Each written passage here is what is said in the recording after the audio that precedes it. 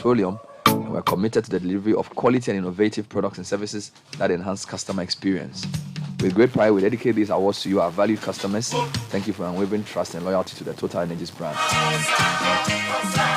So a couple of things on my mind this morning, guys. So I got a long email from a man whose wife was due for cesarean section at the Sunyani Government Hospital. And he's basically just complaining about how he feels they are being ripped off. It's a long letter, but I'll probably read it later on. He's talking about how every basic thing he needs to buy, they don't tell him from the beginning. Apparently, they sort of go and buy this, then he'll go and buy this, then he'll come. So it's like almost one up and down. And he's also saying that like some of the medical supplies that he's supposed to get are being sold in provision shops around the hospital. So the NHIS card is not working. And it seems as if people have set up private businesses to cash in on desperate patients, and he lists the things like, it's terrible, So he's wondering whether the NH card has any value. Let me be honest with you, man. And that every single... Let me read part of it. So I'm just telling you, I'll be honest, I don't use it. Yeah. You don't use it? No, I pay. Yeah. I don't bother myself with it. I've been to Kolebu for the past month a few times. And you're right, I have the card, but I just pay. I'll pay and do what I have to do. Because even when you have the card, you will still end up paying. And people should not say it's because maybe I can afford it or not. A lot of people pay. Look, a lot of people pay. Well, let me read some portions. My wife was in labor, had been booked for a cesarean section on Monday, January 30 for pre-assessment in order for her to be ready the next day. This is how it started. On that night, I was given a prescription form to go buy the drugs they claimed were not available at the facility, amounting to 177 cedis. These drugs were pethidine hydrochloride, diclofenac suppository, painkillers, and metradine. Metradinazole. Charlie, that's like an evil spirit. Oh. Now, as if that wasn't enough, the next day, which was Tuesday, which was the day of the surgery, I was given another prescription form to go and buy a surgical device called a diathermy pencil, used to coagulate or cut biological tissue. Simply put, a device for operation.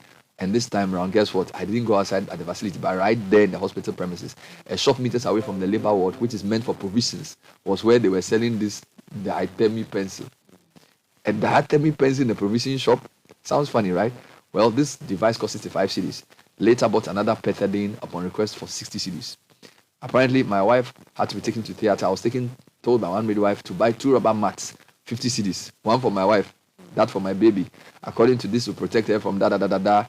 Then it goes on and on and on and on. Talks about other things he had to buy. The NHS card was not working. The worst of all is that when she was discharged on Friday, after he had bought virtually every drug that was used, he checked her bill and it was still 768.84. And he says Sunyani Regional Hospital is cashing in on patients. He's not happy. We should go and do an investigation. He's disappointed and blah blah. Long story, He's venting. Do you know what pain was? He sent this message at 12:52 a.m.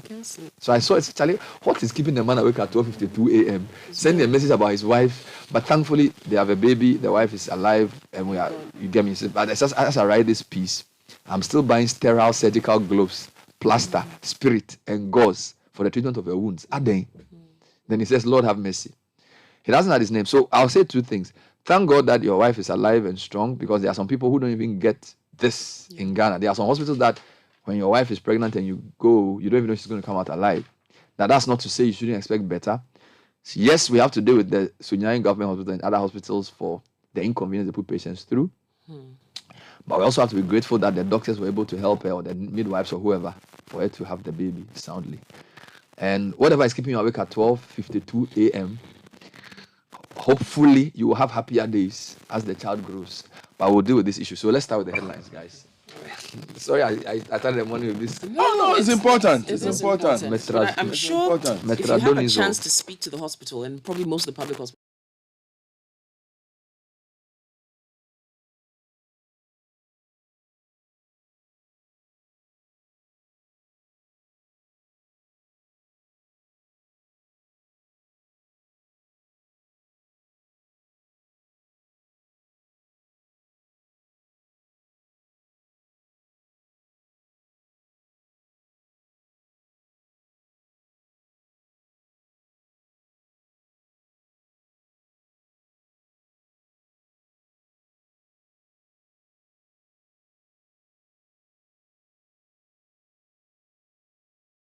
National Chocolate Week celebration launched. Yep, we're gearing up for Valentine's Day, on what we call Chocolate Day. And there's a whole week that's going to be celebrating this. So you can read more about that in the Ghanaian Times. Front page of the Daily Graphic goes with a building I've always wondered what it was about. $85 million project abandoned for 12 years.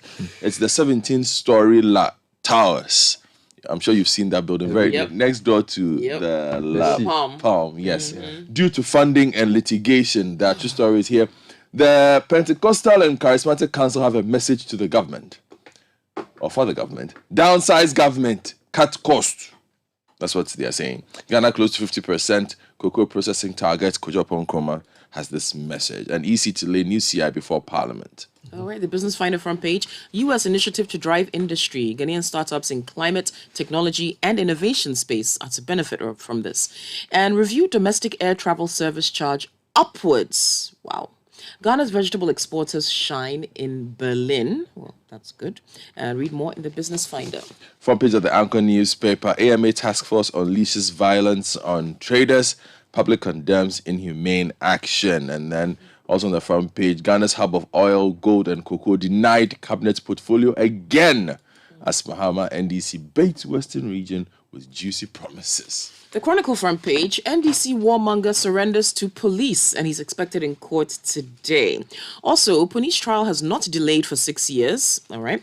Ghana Baptist Convention launches 60th anniversary and the Ashanti region records 51.6% COVID-19 vaccine coverage, according to the Ghana Health Service. Also, Matthew chapter 12, verse 36. But I tell you that everyone will have to give account on the day of judgment for every empty word they have spoken. Front page of the Daily Guide, finally from me, Bernard. The NPP is rubbishing the NDC's economic comments. Says NDC warmonger nabbed. Put down guns, Minister to Boku Youth. That's Dominic Nitiwu, the Minister of Defense. And finally, Bernard, listen to this one. Nana Grada dragged to court over nude pictures. Charlie? Every day different one from this one. Serious. Charlie. The new... It's a sign so of wait, the times. she went from being a priestess of some sort to a pastor of some sort to now what?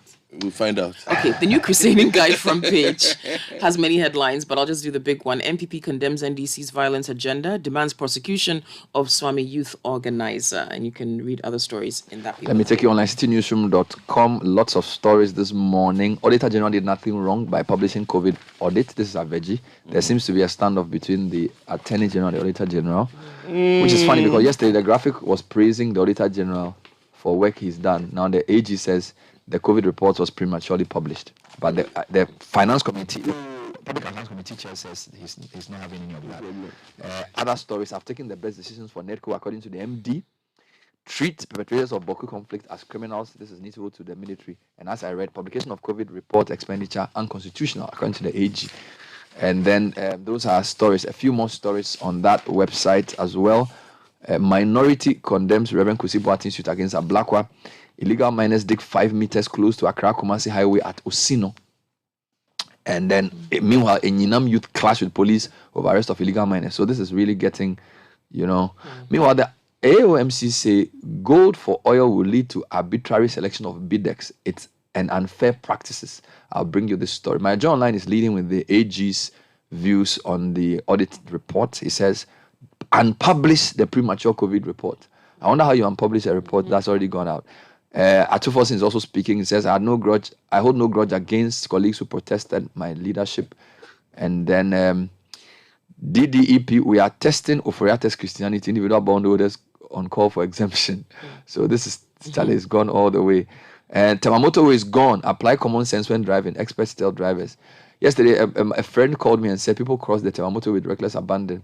Let me take you somewhere. BBC's Africa page. Go for you. Like this story. Okay, you won't like this story, but you know the story. Kenya police surround ex-interior minister's home. And apparently, they say he's been harassed.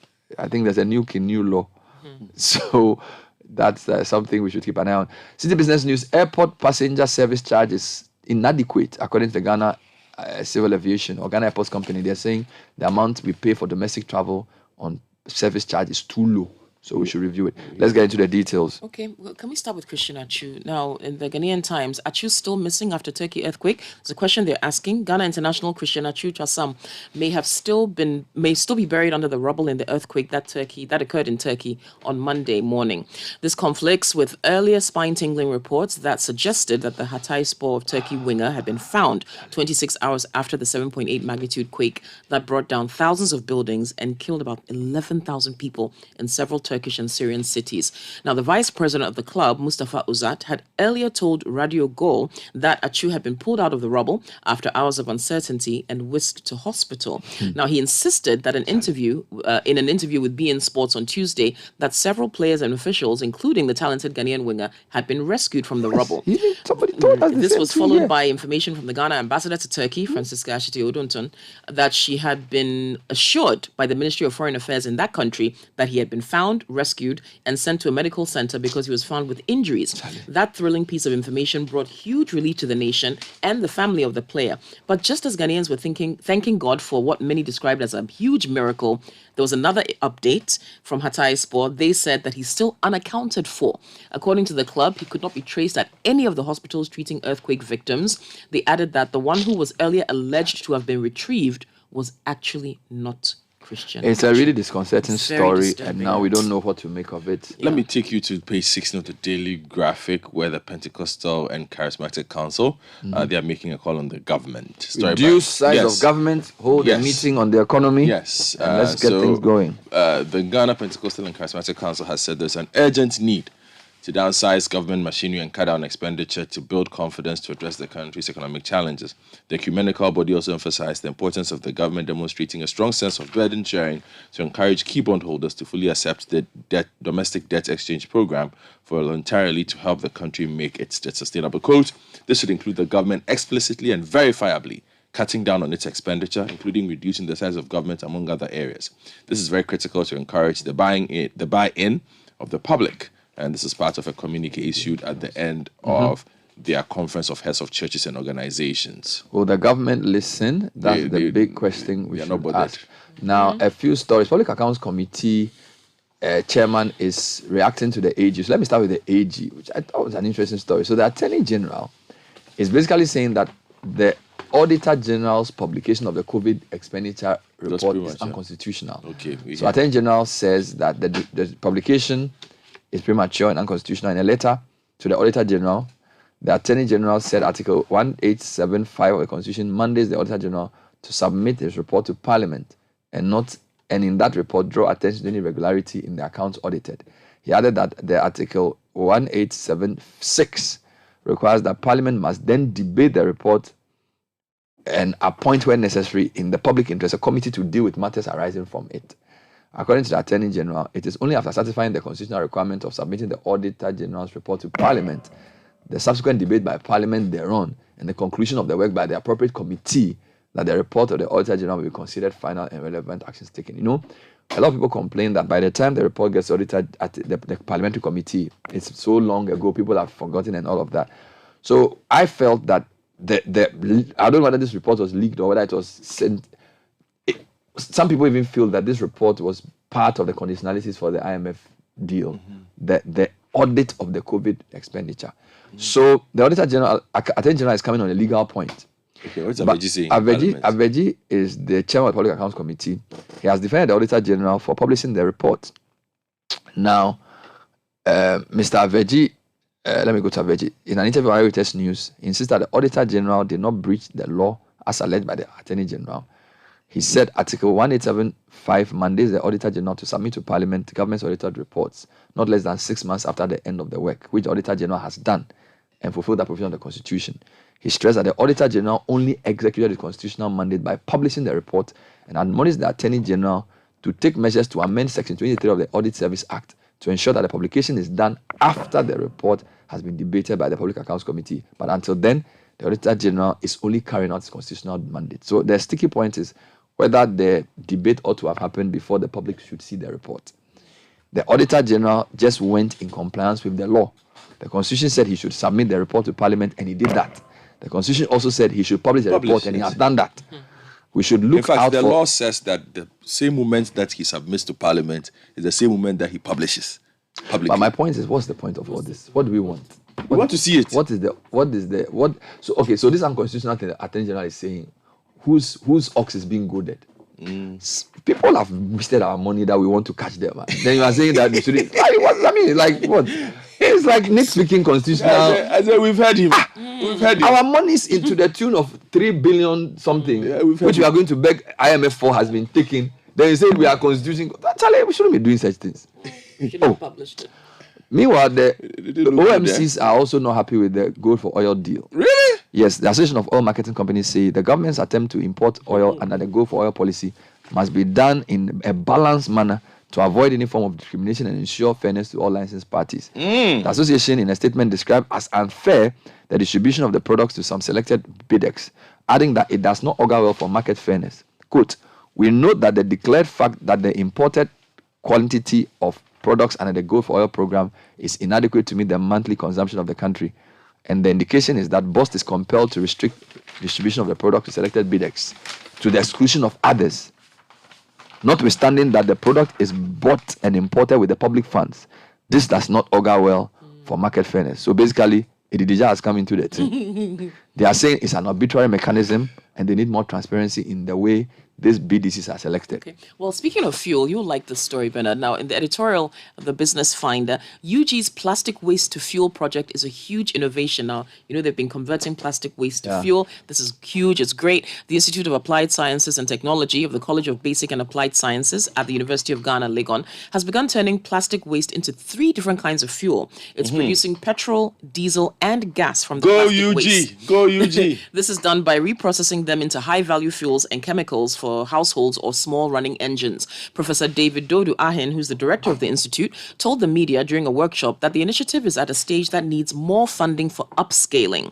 Now, this was in collaboration with the 20th anniversary of the School of Engineering Sciences and the 75th anniversary of the University of Ghana. It was funded by the French Embassy. The theme was strengthening research and innovation capacities in sustainable energy production. Stay with the Finder. Front page is talking about US, also Yes. talking about climate. Yes. Resilient the industry. drive. Just link that for me. Yeah, so Ghana's entrepreneurial and business landscape is set for a major boost. The US government is going to support and partner on this. It's dubbed Partnership Opportunity Delegations. It's an initiative of the US Department of State's Office of Global Partnerships, a 16-member delegation made up of representatives of US companies and organizations focused on climate, technology, and innovation. Now, they're in Ghana to engage Ghanaian businesses, startups, and policymakers to understand our dynamic entrepreneurial potential and to delve deeper into partnerships and investment opportunities. Now, they were at Impact Hub Accra under its Net Zero Accra initiative in partnership with Impact Hub in New York Metropolitan. The session is focused on the nexus of technology and sustainability, highlighting 5 companies who are doing pioneering work in the industry across mobility, green housing, and solar power technology. So the US supporting, French supporting. Let me There's let me also say, a German one in the same paper. let me say good morning to Agribusiness, Ghanaian Ghana's vegetable vegetable exporters. exporters doing very well. I wanted to say good morning to Mesty. No, the Ministry of, government, a lot of these climate things are sponsored by the Europeans. I'm saying good or morning to Mesty, so I can't say good morning now. their budget is small. I've not said anything. I said good morning, Mesty. Oh, you respond. Good morning to you too. Page 3 of the Anchor newspaper. Whilst we are chasing innovation, AMA task force is unleashing violence on traders.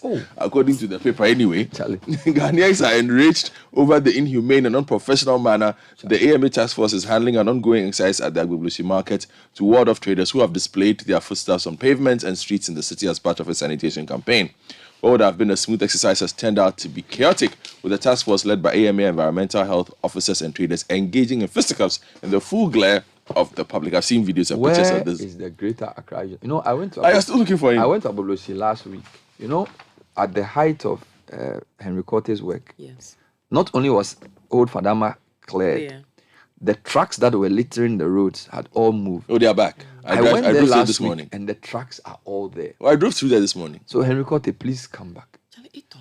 Come back to me. He can't be tired. But you see, isn't He has to come back. I thought he enabled the various Assemblies. assemblies to function. Why? If he doesn't go there himself, Let me tell you what happened. what happened? That Ramsa thing. Yes. Yeah, that Ramsa thing. You're right. You're right. We need to go back there. Let's go back to other stuff. Yes. Okay. On the front page of the Daily Graphic, it was billed as the country's most luxurious seafront gated community and a destination of choice for high net worth individuals. The 17-story La Beach Towers exuded promise of pampered privacy in the mystic Atlantic Ocean setting.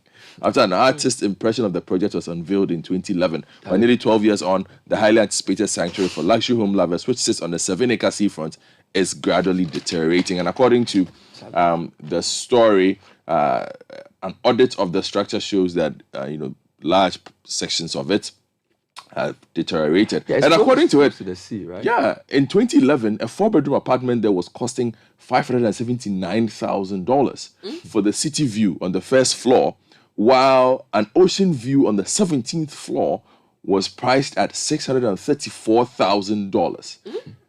Hey, and people had paid.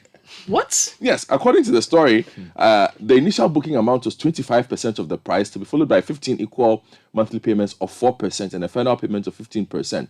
Although the apartments were sold out within a year. No way. With more than half of the cost paid, the money had been refunded due to the delay in the completion of work. This is apparently something being done by Cypress Investments Limited. So what is the status of the project? Stand still. Abandoned. Is it the money finished? Yeah, it's no. Why people have already paid? Why is the money finished? No, they've refunded the money. Okay. Okay, now NACOC destroys cannabis worth 50 million Ghana cedis. But isn't there another use they could have for this? Like pharmaceuticals, couldn't they even sell it cheap to pharmaceutical companies or something? Cosmetic, I don't know. Anyway, so about 50,000 kilograms of cannabis with a street value of 50 million Ghana cedis was yesterday destroyed by the Narcotic Control Commission. The exercise took place at the Bundasi military training camp in the Ningo Prampram district of Greater Accra. It also involved officials from the court, police, military, environmental protection agencies, Standards Authority, and international partners from Drug Enforcement Administration and National Crime Agency. It was seized from suspects between 2021 and January 2023 and destroyed following a court order. Now, the Commission's Act, requires them to seize, investigate, and prosecute perpetrators as well as destroy seized narcotic drugs. But I wish there was a better way to do with this, honestly. Let's go back online. Illegal miners dig 5 meters close to Accra Kumasi Highway at Osino. Lives of hundreds of commuters who ply the Accra Kumasi Highway on a daily basis are at risk as illegal miners operating within the Fantiakwa South district of the Eastern region have mined just 5 meters from the main highway. The miners who operate late in the night have dug huge trenches at Osino, just 5 meters from the main highway. A visit to the site by the leadership of the Ghana National Association of Small-Scale Miners, February 8, saw deep hollow cracks and holes filled with water as the miners had diverted the course of the Brim River close to the highway. Now, still on this mining matter, Enyinam youth clashed with police over arrest of illegal miners. There was chaos at Enyinam police station following the arrest of 2 illegal miners by the Ghana National Association of Small-Scale Miners at the Tiwa East District of Eastern Region. The two, an excavator operator and the site supervisor, together with others, had reportedly diverted the flow of the Birim River and were busily mining a few meters behind the Enyinam police station.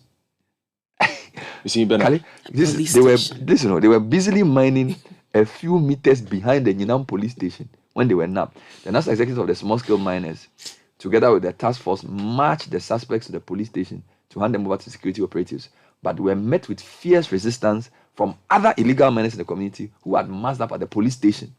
One Kosho, a known miner in the community, engaged the task force in a heated confrontation, which almost escalated into violence. The angry community members and legal miners who threatened to further engage the team at the premises of the police station were later calmed by the Enyinam Police Commander, DSP Idrisu Mahama. Is he calming them down for? Maybe he's outnumbered. You see, the things I want to say... Sometimes the police, I get you, Bernard. The things I want to say about what is happening in that part of the country. Eastern region. Enyinam, Osino is where they have put the signboard, "We are Galamsey." Oh, they put the signboard? Yeah. So that place where... this incident is, this particular report, where they are digging, there's a signboard there where they have written, "We are Galamsey," happily. It's a serious situation. We are just losing the fight. Very quickly, the Ghana Traditional Council announces the death of the Queen Mother of the Ghana State, right? Now, she served for more than half a century. From 1963, at the age of 29, she took the role or was appointed or, crowned Queen of the Ghana State. Her Royal Majesty Nadede Omaidru III. In private life, she was known as Nadede Ablan. So, what the longest serving queen for the state. When Queen Elizabeth died, we were talking all about it. Please, the Queen of the Gun Yeah, State but has passed we, away. we didn't know a And lot about her. it's okay. I'm just reading the story now. You can We read know a lot about her in the about her. Ghanaian Times. She championed important issues critical to peace, education, and When is opportunities the for young funeral? people, especially the girl child. I'm sure that will be announced. This is just to tell people that she has passed away. Oh, the date has not been She announced. lived in that someone. I thought the In this, article, I think they said 29. there'll be a book of and traditional That was should be 29th okay. April. Or something. Now, there's some pen April something. I think it's April 20.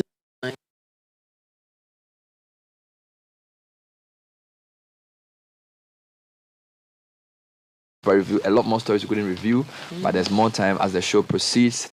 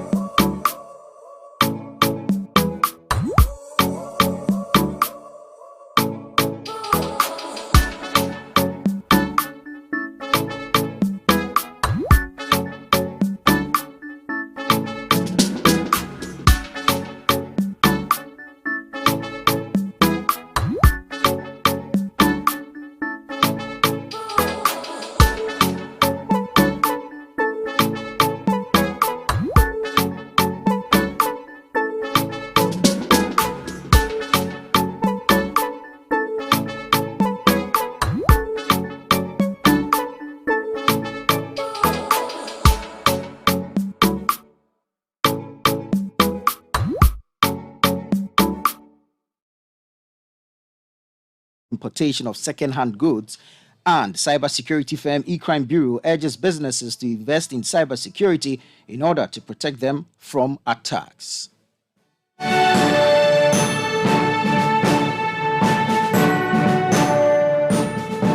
Let's bring you the details of our stories now. The Ghana Union of Traders Association, GUTA, is calling on the Energy Commission to review the ban on importation of second-hand goods. GUTA insists that although the Commission engages them on the policy, they did not reach a consensus, but the Energy Commission went ahead to have Parliament assent, which led to the ban. Speaking to Citi Business News, the first vice chairman of GUTA, Clement Boateng, says government needs to reconsider its position on the ban. The Energy Commission, has not been fair with our brothers and sisters in that business, because started talking about this issue sometime last year. And before we realized, Energy Commission on our blind side had gone to Parliament to amend the law, which resulted in the banning of these goods. Because what we are saying is that Energy Commission cannot give a total ban on those supposed second-hand electrical implements that they are talking about. They are the regulators. So let's sit down and then regulate the whole trade. You can say maybe a kettle of maybe 1 to 2 years cannot be brought into Ghana. We can say maybe television, which is maybe up to 3-4 years, cannot be brought to Ghana. We can say dryer, which is maybe above 3-4 years, cannot be brought to Ghana, so that you regulate, the sector, so that it will suit all of us. Clement Boateng is the first vice chairman of GUTA. Now, cybersecurity firm eCrime Bureau is urging businesses to invest in cybersecurity in order to protect them from attacks. Even though technology adoption and e-commerce have seen major increase in the country, cybercrime has also spiked. Speaking to Citi Business News, lead consultant for the eCrime Bureau, Philip Deborah Dankwa, added that companies ought to also be vigilant to ensure loopholes are not created in their systems that make them vulnerable. Intelligence speaking is becoming a problem, and so we need to be more vigilant. Law enforcement have to come in, and we need to put in our monitoring, system in place to pick up the miscreants behind some of these fraudulent e-commerce businesses. Some of them are cast in so many ways. Some are operating fake accounts. Some of them are individuals that are using, people's accounts to promote their businesses and, putting fake products out there. We need to step up the vigilance around that area. And lead consultant for eCrime Bureau, Philip Deborah Dankwa. Now, the Agbogbo Mafia of the Asogli State, Togbe Afede, the 14th, who doubles as the executive chairman of the World Trade Center of Ghana, has reiterated calls for stronger business ventures which will transform the low trade narratives of the African continent. He maintains that although Africa is touted to abound in natural resources which are of significant relevance to the industrial world, the continent is unable to tap into its own resources for development. Speaking at the media launch of the 53rd General Assembly of the World Trade Center Association in Accra, Togbe Afede, the 14th, underscored the need for Africans to work to close the gaps in its share of global gross domestic product. Before COVID-19, 6 of the world's 10 fastest growing economies were in Africa. Our continent boasts of 60% of all arable but uncultivated land in the world. And we also boast of 30% of all known mineral resources, and etc. It's also true that rapid urbanization and youth population are creating new opportunities in Africa, while digital transformation is enabling enterprises to grow in leaps and bounds. Everywhere in Africa is opportunity and potential, yet Africa accounts for less than 3% of both global GDP and global trade. If we have about 17% of the world's population, 20% of the world's landmass, 80% of land that is arable but uncultivated, and if we boast 30% of world's mineral resources, and yet we account for only 3% of global GDP and trade, tells how much opportunity there is for us to grow. Going by our mineral deposits or our resources alone, we should be commanding about 30% of world GDP, but we command only 3%. So that is the gap that you and I have a responsibility to work towards narrowing. That was the Agbogbo Mafia of the Asogli State, Togbi Afede, the 14th. Now, on the interbank foreign exchange market, where banks trade amongst themselves, the dollar remained unchanged and is selling at 10 cedis 80 pesos. The British pound, which gained 8 pesos, is selling at 13 cedis 3 pesos. The euro remained unchanged and is selling at 11 cedis 5 pesos. However, be reminded that these figures will be higher at a Forex bureau near you. Let's now join Mark Jordan Sikanate of DataBank for the latest updates on the bonds market. On Monday, the Ghanaian secondary bond market closed the week open session with a total volume traded of 78.7 million Ghana cedis. Investor interest remained focused on short-term maturities, which form 82% of the total volume traded. The DataBank bond index climbed 0.06 points to 80.9 points, reducing its year-to-date loss to 0.45%. On upcoming auction, the Ghanaian Treasury seeks to raise 2.76 billion Ghana cedis for the 91-day bill to the 364-day bill on Friday, 10 February. At the last auction, the 91-day yield closed at 35.75%, while the 182-day yield settled at 35.81%. The 364-day yield is quoted at 35.81%. That was Mark Jordan Sikanate of DataBank, ending the breakfast edition of Citi Business News, proudly brought to you by MTN, GOIL, Enterprise Life, Your Advantage, and Access Bank, more than banking, and powered by your most comprehensive business news website, citybusinessnews.com. My name is Nanatufo Boating. Have a good business day. This is the Citi Breakfast Show, the city's biggest conversation.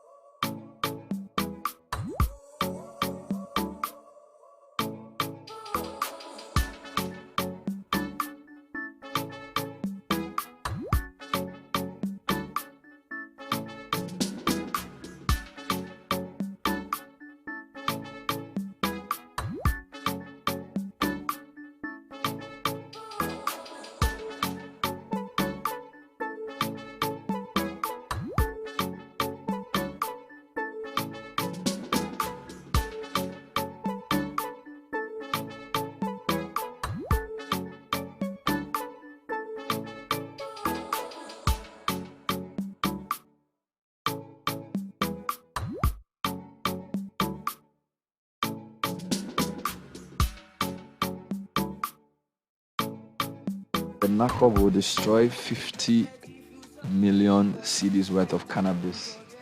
And I don't know.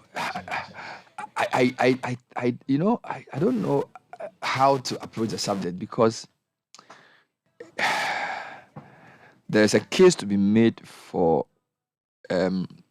exporting the thing under some controlled regime. I don't know if you have the infrastructure to do that. Maybe I should research it more. Because every time I see, 50 million cedis worth of cannabis, which we are told has medical uses.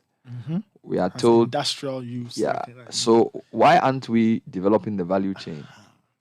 All right, I'm not saying they should just let people and be smoking by heart, but what I'm saying is that think about it. If the product has use globally, and we have the climate to grow the thing. Do you understand? If the product has use globally, and we have the climate to grow it, maybe we should set up the infrastructure and the law to manage it, instead of, because this approach and you see people are planting the thing, you catch the people, you go and bend the thing, and then it's a running battle. Okay, people are unemployed. Why can't we set up a task force and say, okay, Center for Plant Research, Customs Excise and Preventive Service, NACOB, Joint Committee, explore both the legal side and then the global export value chain, discuss whether we can export it Do you get me? And then, like, I don't know. It seems like a waste to me. Yeah. You know? Because 50 million cedis is, if you think about what it can do further down the pyramid, the amount of mouths it can feed and what it will mean for us. I get your point. I'm with or is you. It that they don't know how to regulate it. So they don't know, like, if we let people start planting, we don't know what to do. So let's just clamp maybe it. they should give you planting license. Probably. So, like, if you want to go and plant it, you need to pass through some process, and then you need to show some, I don't know. Because or maybe you should have the capacity to grow a certain quantity. Because, you know, the way the amount they're able to get, it means that the thing grows easily. Because Charlie, I mean, yesterday Fred Duho was Charlie, and I said, Fred, won't you put the mask? Because as Shani and the Fred, Charlie last week, Charlie, Charlie. No, Just like, we need to have a look at Fred investigate. You know, the Roski, we have to investigate you this morning because Charlie yesterday, when he came to the office, he was the way the galley, in galley, Charlie, so that Motongaliku. Sorry. No, Charlie, Samuel, for check Fred Duho this morning because I really believe that the thing has affected.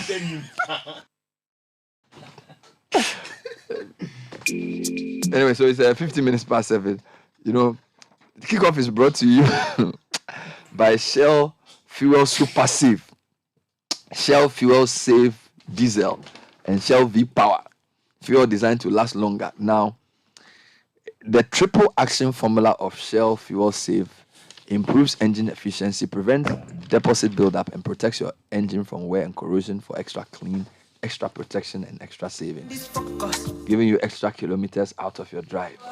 So switch to Shell Fuel Save today because extra kilometers go a long way.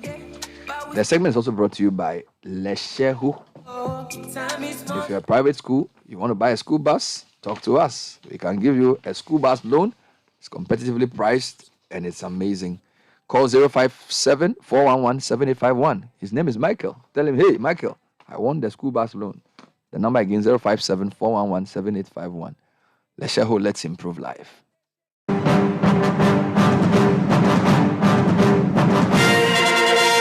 All right, so Nathan has the sports news. All right, Bernard, we'll get updates from Turkey. We'll find out what the situation is with Christian Atsu. We'll also hear from Kamaldeen Suleiman, who talks about his switch from Rennes to Southampton and whether or not Mo Salisu played a part in that. Black Queens to meet ahead of some February friendly games. Plus, Man United and Leeds play out an exciting game in the Premier League. And in the world of basketball, Kevin Durant is heading to the Phoenix Suns from Brooklyn.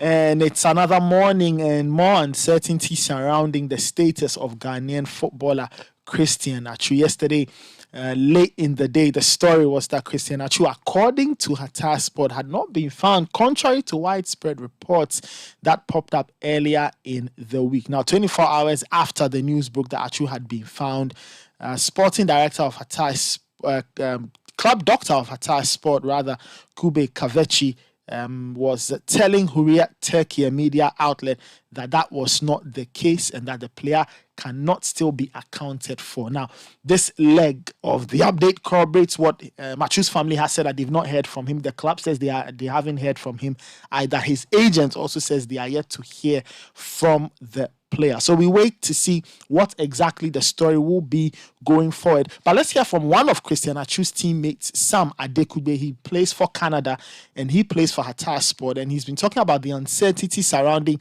Atsu and others who cannot be accounted for. Now, he was one of the last people to see Atsu because the Ghanaian player was at his home hours before the earthquake struck in Hatay in Turkey. The sporting director of the team is still missing. There's the situation around Christian Atsu, one of my teammates, who was at my house that night, is still kind of unknown. They said he was found, but no one has still heard from him, so no one is really sure. And then it's not just that; it's also people kind of who work around the team. People who work in the kitchen, people who work. I one of my kitmen turned up. He died. One of the ladies who works in the kitchen, she lost her daughters and her mother. One of my other kitmen, his wife, she needs like urgent medical care, but because also the hospital destroyed, she doesn't have it, and if she doesn't get it, she needs to get her arm amputated. And it's just, of course, I'm thankful that a lot of my teammates have been found, but the people that do help the team, the people who do work around the club, they still have loved ones that are missing and unaccounted for, and it just really starts to hit home when you just see like the agony and the desperation on their faces. That was Sam Adekugbe. He plays for Hatar Sport and was speaking to One Soccer, a Canadian TV channel, in that interview. Let's move on. Let's hear from Kamaldeen Sulemana, who plays for the Black Stars in Southampton. He says his teammate Mo Salisu did not have a hand in his decision to move from Rennes to Southampton. Salisu says he had Sulemana says he had conversations with Salisu in the past about the Premier League, but that was not before or just before he made the switch from Rennes to Southampton for £24.6 million. Before coming here, obviously in the national team, we talk about EP, we talk about everything. But before coming here, he had nothing to do with the decision. I just made it by myself, and then when I got here, he showed me around, and he's still showing me around. We're not done yet, but yeah, he's a good guy, and then he's helping me out here. And when you're close to him, you get to understand things a lot easier, and that's what I'm doing. And I'm speaking to him, and then he's guiding me through some stuff, and it's easy to understand when he's been through all, and then he's telling you. I'm looking forward to giving my all to the team, do what I do best to help the team win, because that's the most important thing, and hopefully we're able to win more games and stay in the league, and that's the main goal. Black Stars in Southampton white man Kamaldeen Sulemana speaking there. Let's move on to some women's football. And 34 Black Queens players have been invited for camping at the Ghana Center of Excellence at Pram Pram in preps for 2 international friendlies lined up for February. Ghana will play Benin and Togo this month in readiness for the 2023 WAFU Zone B Women's Cup of Nations and the 2024 African Women's Cup of Nations. Now, the Black Queens will play against Benin on February 19 before playing Togo on February 25, and the two coaches will give Black Queens head coach Nora Hoptel an opportunity to gauge the strength of the team heading into the bigger assignments. I'm talking about gauging teams. Man United and Leeds gauge themselves and produce an exciting 2-2 draw from last night. Here's a chance for Leeds. Oh, they've scored. What a start for Leeds United. A long shot by Wilfried Gnonto from the edge of the penalty area inside the first minute. Leeds have it again. Here's Gnonto. Gnonto slips it through to Somerville, who crosses. It's gone in. It's gone in somehow. To Dallow. In towards Rashford with a header, and there's the goal United wanted. Here's Shaw coming forward for United. Sancho back to Shaw. Jadon Sancho again shoots and scores. What a story! So those were highlights from last night's encounter as Man United came back to draw with Leeds 2-2 in the latest installation of the Red Rose versus White Rose derby in England. Let's hear from Man United captain on the night, Bruno Fernandes. 2 points drop at our home. It's to be tough for everyone to come here and score goals and gain points from us. We give a point away to Leeds. We lost 2 points for us. I think we could have won the game because we had the chances to win the game at the end. A little bit unlucky in some situations, but it's gone now. It's gone, and we have to look forward for the next game because obviously there's nothing that we can do about this one. The only thing that we can do is learn from the mistakes that we did today and don't do the same mistakes on Sunday against them. Do you have mixed feelings after that game? Definitely. It's about, did you win 1 point or you dropped 2 points? So that was Bruno Fernandes speaking there, and Man United head coach Erik ten Hag also speaking there. United are third on the league table, 43 points, 2 behind Man City, while Leeds are 16th on 19 points. But another key takeaway from the league table, Arsenal now have 2 games in hand, especially on Man United. Another football news, Real Madrid beat the Al Ahly of Egypt 4-1 in the semi-finals of the FIFA Club World Cup being played in Morocco. Goals from Vini Jr., Fede Valverde, Rodrigo and Sergio Arribas gave Real Madrid the tickets to Saturday's final, where they take on Al Hilal of Saudi Arabia. And staying with football, Tottenham Hotspur goalkeeper and captain Hugo Lloris is expected to miss between 6 and 8 weeks of action due to a knee injury. He got injured as Spurs beat Man City 1-0 over the weekend. Looks like Fraser Foster will now be stepping in to play in post for Tottenham Hotspur. Let's end with some basketball news, and quite interesting this morning. The biggest story is that the Phoenix Suns are on the edge of finalizing a trade with the Brooklyn Nets that would send Kevin Durant to Phoenix, according to ESPN's Adrian Wojnarowski.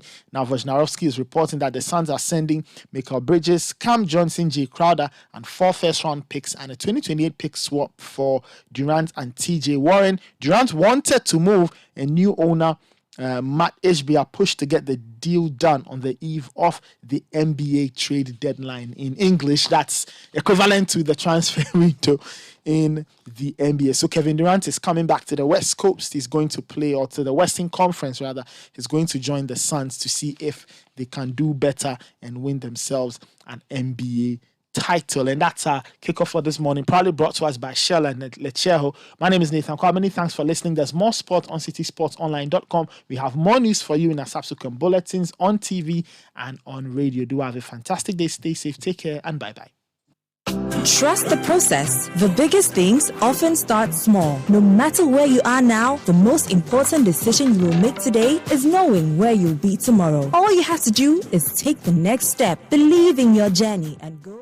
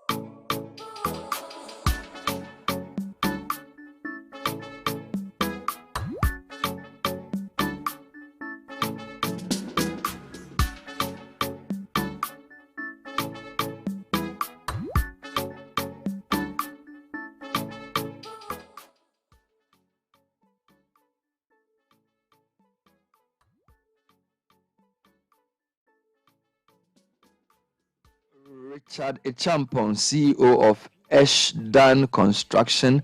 Happy birthday to you. Coming in from Zilix Dwayne, who's my guy, saying good morning, God bless you.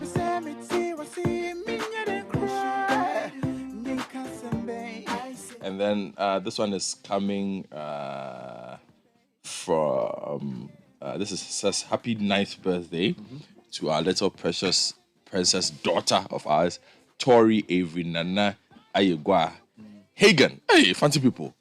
Tori Avery Nana Ayegwa Hagen. On your 9th birthday today, may the good Lord bless you abundantly and exceedingly in all aspects of your life with love from your parents, PK and Lila, and from your brothers, Troy and Tyrell. Hey! Hey! Happy 21st wedding anniversary to Dr. Mrs. Helen Na Oyo Akaba from Divine Akaba. Love enduring. I will do it all over again. We thank God for his mercy and grace. I like this. 21st wedding anniversary to Dr. Mrs. Helen Na Oyo Akaba. I guess this is from your husband, Divine. And the message is simple. I will do it all over again.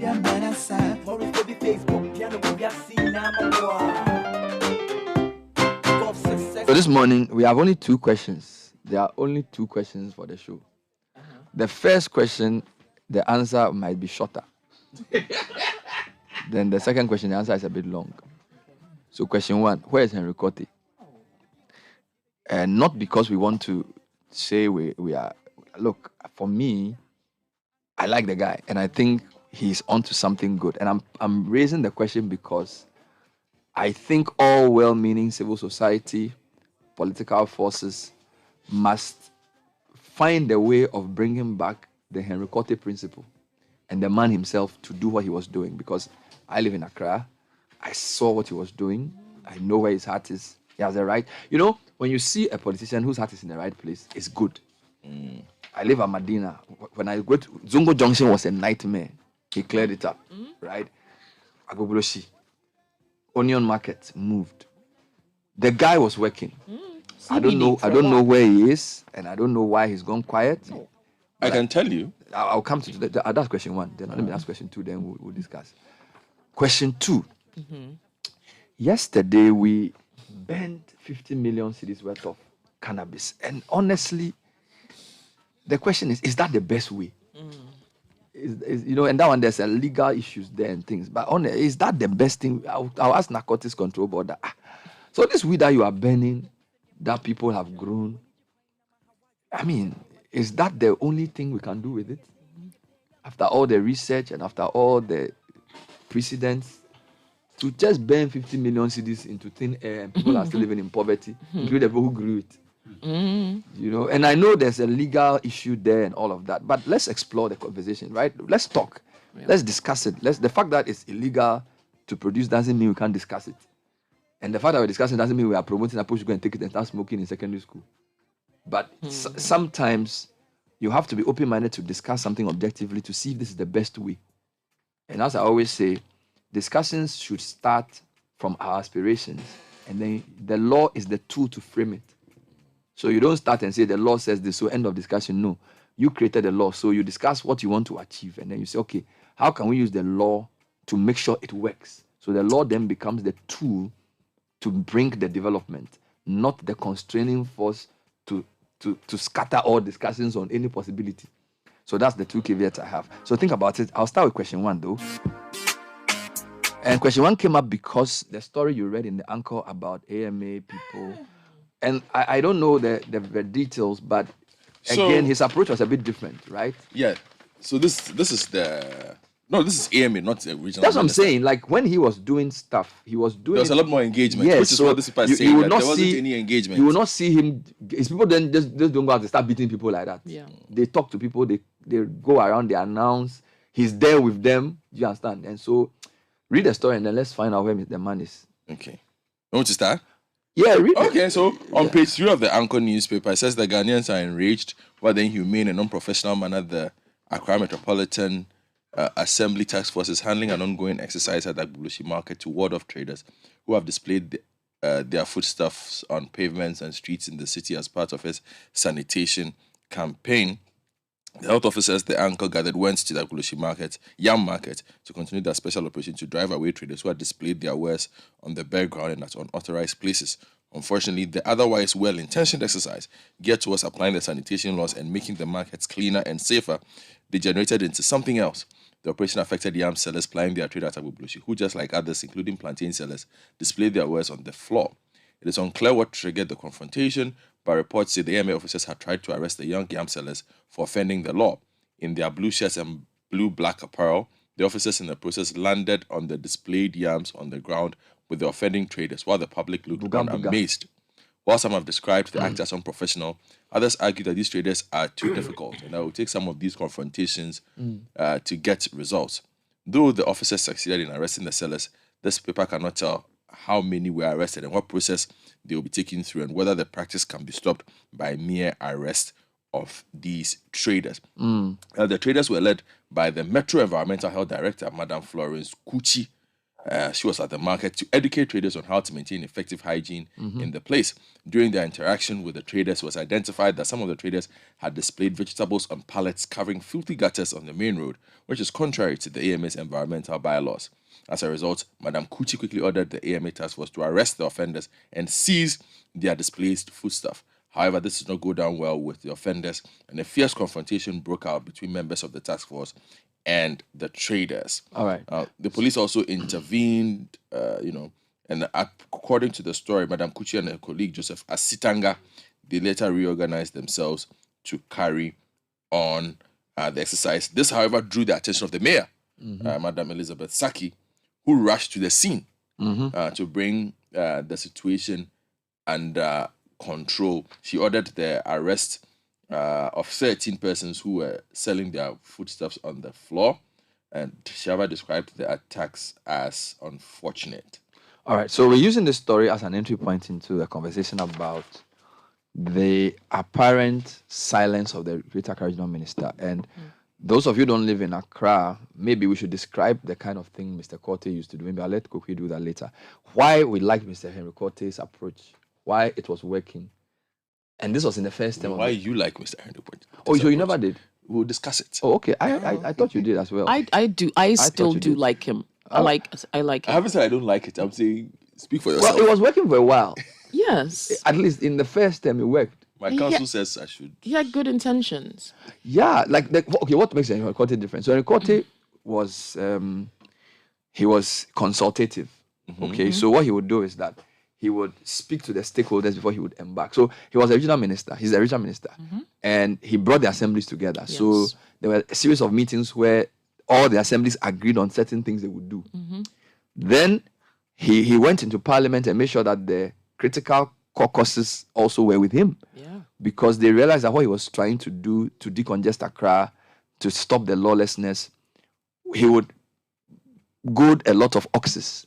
So he had to get that political protection. So I remember Neil and Tevan Dapo and Co were like, Charlie, Henry Quartey, nobody should try and interfere with what he's doing because we think we like him. I heard him speak at one of the GA, at some Presby church. Yes. He was talking to GAs about what they need to do, the way they need to help each other, the way the mindset about work at the in coastal community. So he was doing social aspects. So he was talking about the fishing communities, taking their children to school.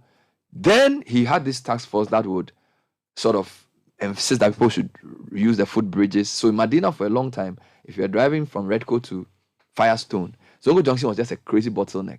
So what they did was they insisted everybody use the footbridges. He put men with canes on the roadside. People were using the footbridges. And then they also had the car stop at the right place. Right? So he started with that. And then he did the Agbogbloshie. Massive decongestion of the relocation of the onion market to Ajen Kotoku. All right? And then even the timber market area, so the guy was working. Okay. Now, this is the first term. We started hearing noises about his absence from parliament. Some said it was for ill health and all that kind of thing. We're not sure where the guy was. But now, if I met Ayikwe, Ayikwe is our parliamentary correspondent, but he used to cover a lot of the Henry Quartey initiatives. And the other thing I need to say, they will also engage the media. So if I was going to do a major thing, he would do a series of media interviews. And then he would move with everybody. So the media was with him. The thing was working. Yeah. Okay. And we're like, Charlie, this is the kind of leadership we want. it's not buga buga. No. But it was working within the limits of what the law permitted. Yeah, there were some legal gray areas. There were some times that he would go and move people and they were saying they were not giving the notice and things. But even with that, he would speak to them, they would understand. You understand? Okay. Now, fast forward December 2022. He has been speaking about why he's gone silent. And this is during a debate on a statement by the Minister for Lands and Natural Resources on earth tremors in Ghana. Henry Quartey called for support in ensuring sanity in the capital in that debate. This is what he said on the 21st of December last year. Mr. Speaker, you will recall that in recent times, I, with the Regional Coordinating Council and the RECSEC, have embarked on a series of exercises to ensure that indeed there is discipline more or less in Greater Accra and the right things to be done.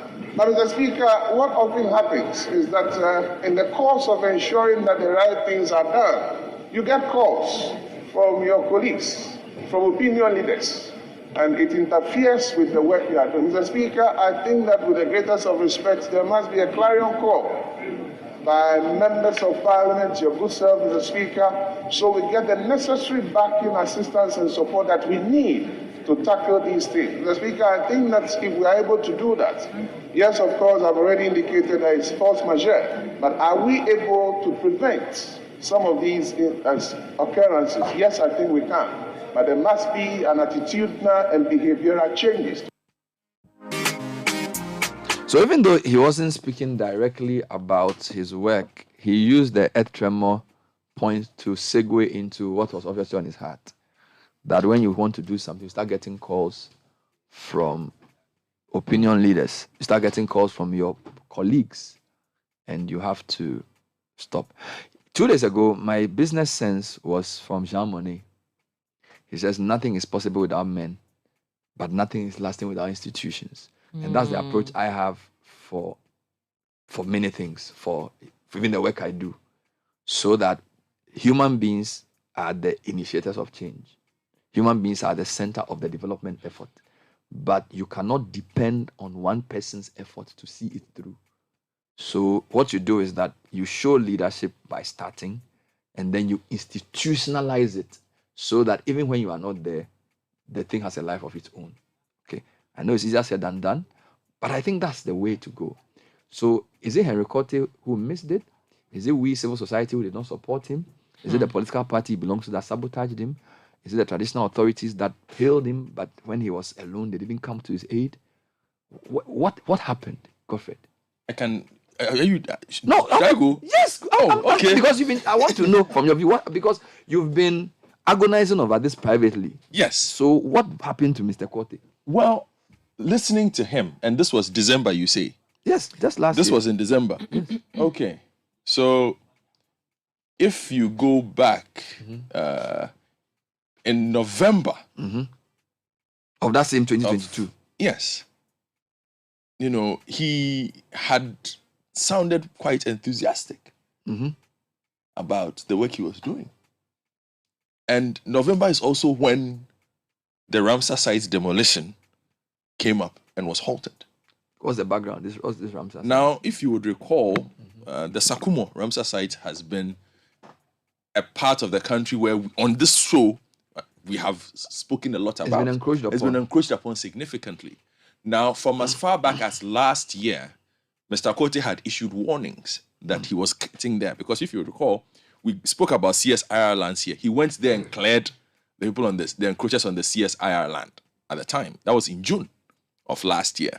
And he said after that, they would focus on Sakumo. So there were a series of engagements, I recall. The Daily Graphic covered it extensively. In fact, a week before the demolition exercise that they undertook in November, was done, they met everybody, chiefs. If you recall, everybody was in that meeting. There was a big meeting about it. There was a big meeting about it. Everybody was in agreement that this was what was going to happen. And then on the day that he went there, all kinds of people showed up, and then they ended up demolishing a certain part of it. We raised questions during the newspaper review the following day as to why they had done the demolition that way. Because indeed, it started looking like withdrawal symptoms, sort of, on that particular matter. A half-hearted attempt. And then the following day, we were told that no building was going to be demolished again. Now, since that time, we have not heard from Mr. Quartey actively, so to say, with regards to that kind of work. You are using the way that work fizzled out and his almost self-imposed silence. You are basically saying that there's a relationship between that. Listen to the man's comments in December. A month after this. That was him in Parliament. Because the Sakumo demolition, outside of the Agbogloshi removal, perhaps would have been his biggest project, because the Sakumo is really, really important, really massive. But also the one where we know a lot of very influential people have encroached. I think one of the Sir John properties was there. Yes, and a lot of the big churches also have property there. Okay, so it's a significant area. So I wasn't too surprised when it ended up the way, because if you would recall, there was a politically exposed person from his own party who was at the site on the day of the demolition. And residents went to call this particular individual to come and support them. He's an assemblyman and happens to be the chairman of something there. To come and talk to Mr. Quartey. That he should stop. You understand? So it looks like it had been building for some time. I think he's a victim of what most people who have tried to do what he has tried to do in this city fall victim to. Which is what? Which is sabotage. No, which is the battle over interest. Accra is home to a lot of interest, most of them linked to political ends, most of it linked to financial ends. Mr. Quartey's work, which sought to level the ground, basically, by following the law, was affecting persons in both areas. On the political side, I recall when our correspondent followed him on one of such operations, somebody told him clearly to his face, in Ghana, this thing that you are doing, you will stop soon.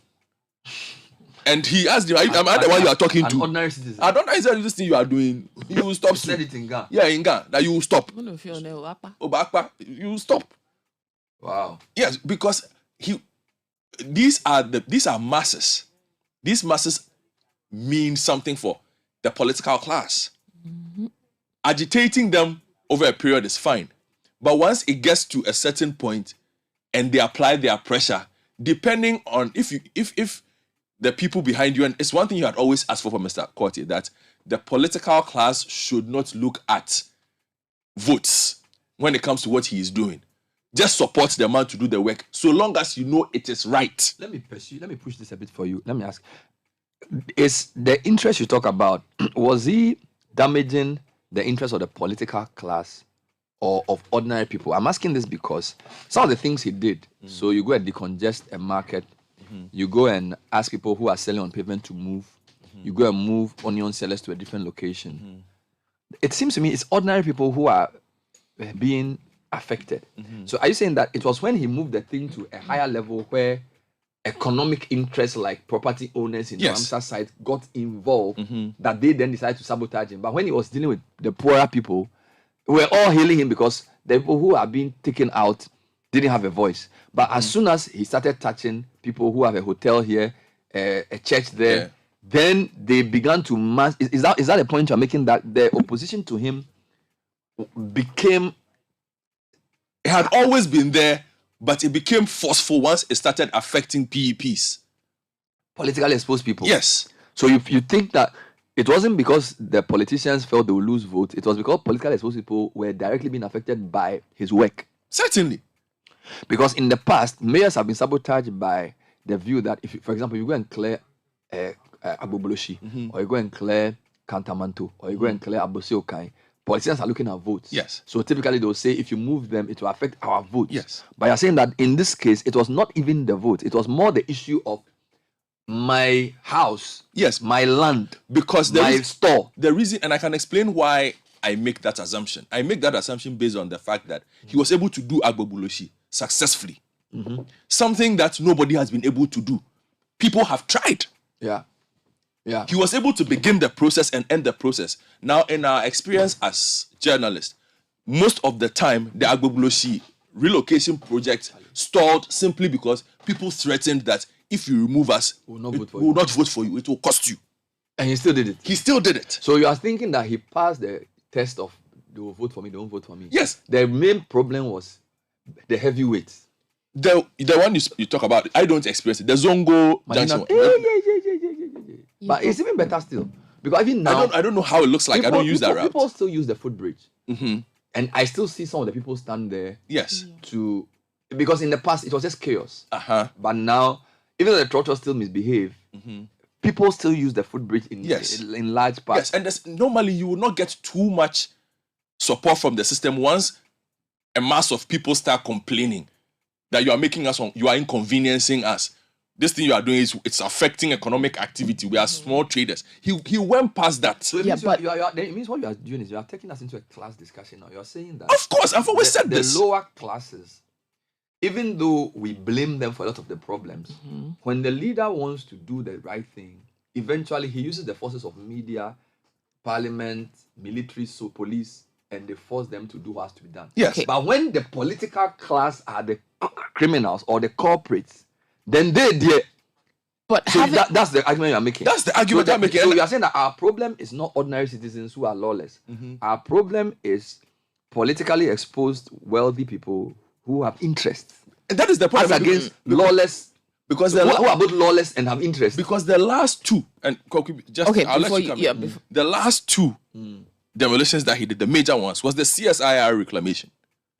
Now it was very contentious. It was if you know that it was heavily contentious. Again, property owners, people with money and means. After that, Ramsa. Okay, and I wish I had a hard copy of the daily graphics report of the meeting that was held, the stakeholder meetings, the week before the demolition, and the list of persons who had encroached, who had attended that meeting as stakeholders, and a week after, all of whom said were not aware that this was supposed to happen. And the nature of the demolition that took place, Bernard, it doesn't take much. Because I remember when one or two. Yeah, I showed up. Quartey looked at the front. It was the Ghanaian Times that Quartey looked at the front page. I remember that morning, and she was like, "What is this? What kind of demolition is this?" Because it was very clear that it was touch not my anointed. Yeah. In some form, Quartey. Yeah. My question for you, Godfred, is: do you think the timing of something like the Agbobuloshi relocation had something to do with the success of it? Because it was done in 2021. Remember, election year was 2020. So you've won the election already, right? Now you've got mid-2021, you relocate people. Would it have been as successful? Would it even have been allowed to happen if he had done it mid-2020? I can answer that because if you look at some of the things he did prior to the election, up until late 2022, he was successful but largely with like the onion market. That was after election. Are you sure? Yes. No, but there were other things he did before election.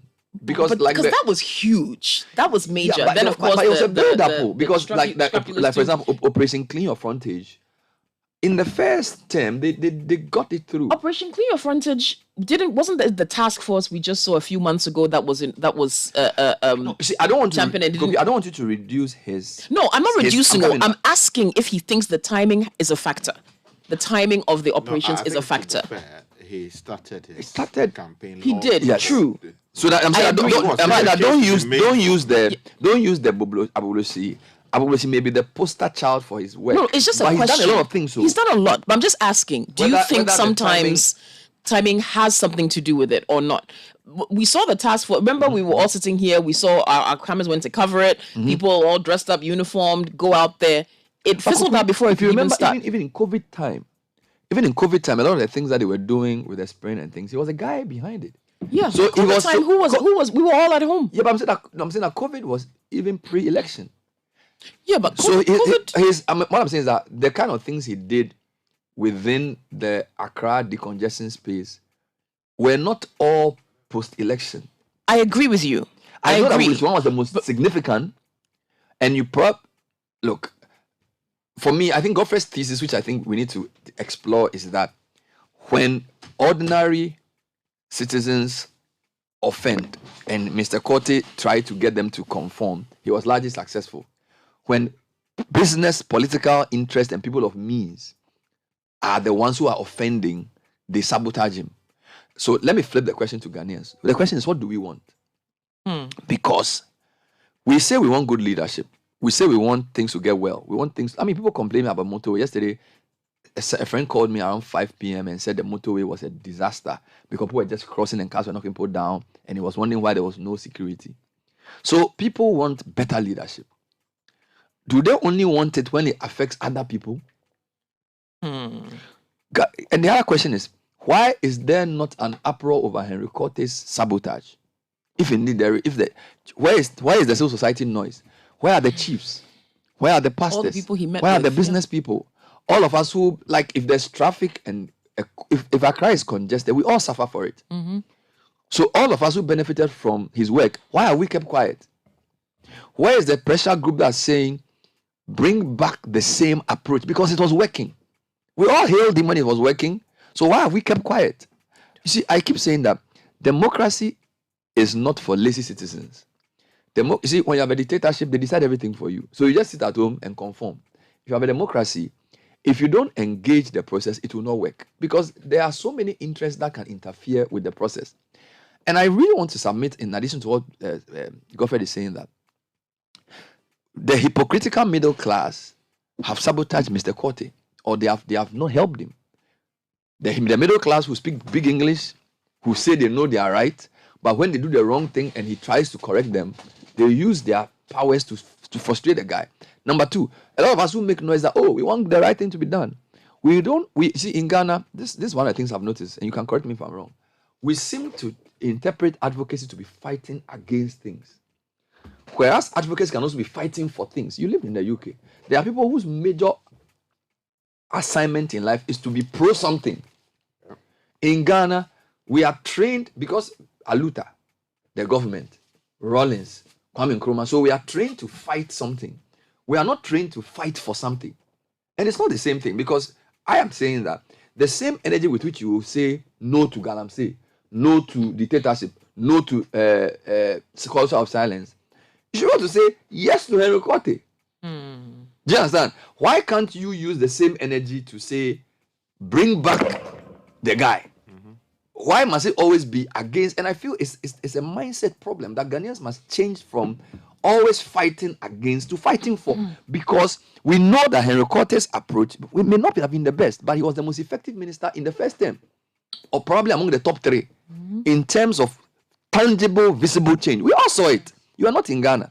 Sky, the guy will do media engagement for like weeks.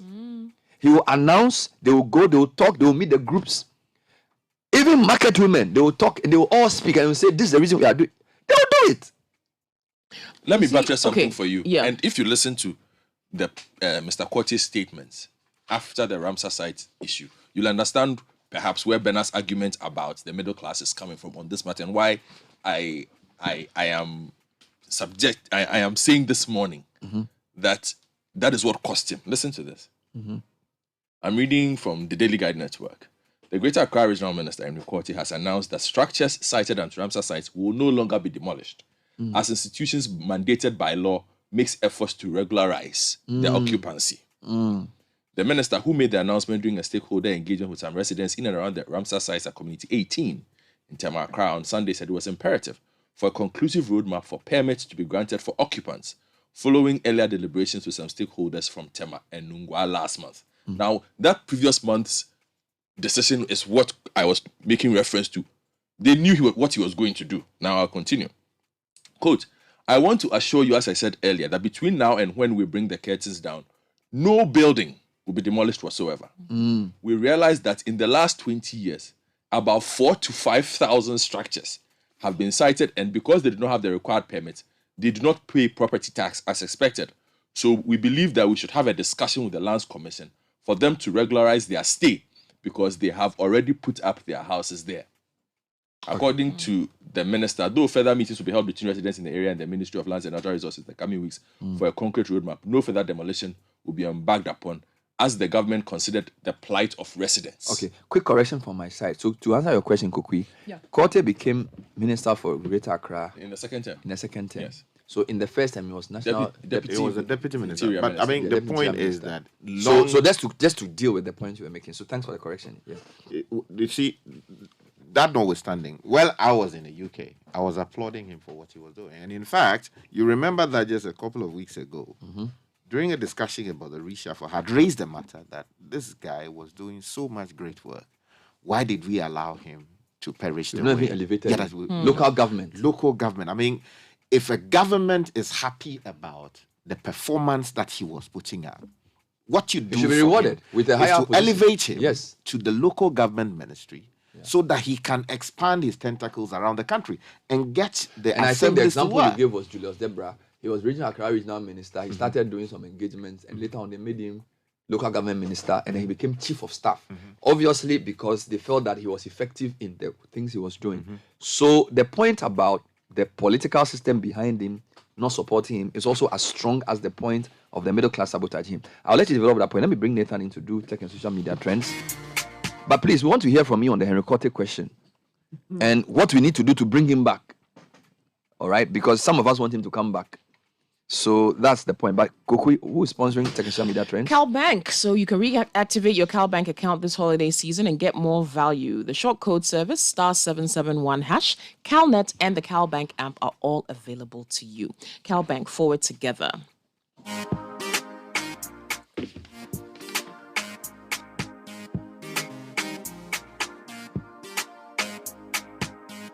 It's also brought to us by Vodafone, and the One Ghana promo is here. With just one Ghana CD, you get 20 minutes of talk time to all other networks and 1 gigabyte of data every day between 5 a.m. and 11:59 a.m. Vodafone, further together. All right, welcome to the segment. A number of things trending. Christian Atsu, well, for very obvious reason, he's still trending there. We still don't know what exactly is happening, and maybe time will make things clear. On the sporting side of things, for the basketball fans, Kevin Durant is trending. He's on his way to the Phoenix Suns. Other sporting trends, Old Trafford, Fred and Sabitzer, and other things. Hashtag City CBS is equally trending. People are also responding or commenting on the Henry Quartey conversation we are having here. Two other bits of the trends. Kenofori is trending and Nanado is trending. Several people talking about the economy, DDEP, and all related matters. I don't know if you saw it yesterday. I saw something flying about, a letter from Data Bank. Yes, I think school fees, something, Charlie. So anyway, to some tech news, and some Twitter users were unable to tweet on Wednesday after the website experienced technical problems. Now, account holders received a message saying, quote, "You are over the daily limit for sending tweets," end quote. Now, the outage tracking website Down Detector, and Godfrey has mentioned Down Detector very often, the website reported the glitch just before 10 p.m. Elon Musk, Elon Musk has slashed Twitter's workforce over the last few months since he acquired the platform last October. I don't know. I like him. As they say, you know, there are people. Okay, we have our issues. Well, not except for Sky. People have issues with Donald Trump, but there's something to be said for someone who is should I say unapologetic about who they are, so you know what you're dealing with.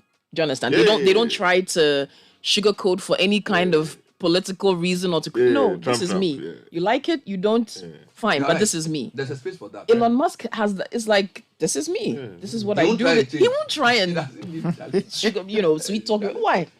Then you can decide whether you like the person or not based on what you understand.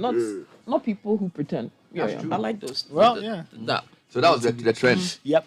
Okay. That's it.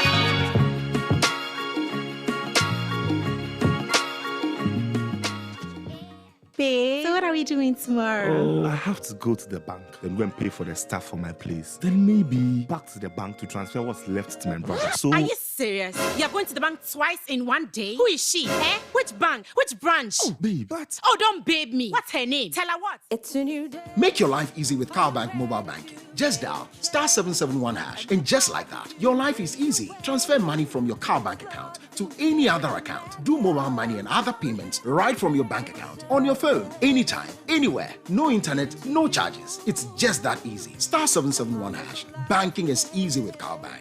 CowBank, forward together. CowBank, forward together. One gunner, pip. Just one gunner. Yo, bro, I beg, make you give me correct shock absorber. Or make a do video concept, then take the Gaussian P for the engine show you. Hey, yawa humache. Every morning you the tear calls, they browse. Actually, something they. Hey, Tago, the way town make hot. I grow best one if it be you where you get Vodafone 1 Ghana promo them out. 20 minutes talk time to call all networks. Where you start get data and 1 gig from 5 a.m. to 11:59 a.m. Bye. And can you go do pass me safe, Ankasa? You dial *530#. Make we enjoy. You go fit subscribe as many times as you want. Yes, plantain chips. Yo, sweet Ama, take this by Vodafone 1 Ghana bundle. Moku vibe plus video calls and taste. You catch the vibe. Early morning, 5 a.m. sharp. Vodafone, further together. Join the conversation on the Citi Breakfast Show on Facebook at facebook.com/Citi97.3, Twitter at twitter.com/Citi973, and Instagram at instagram.com/Citi973 with the hashtag CitiCBS.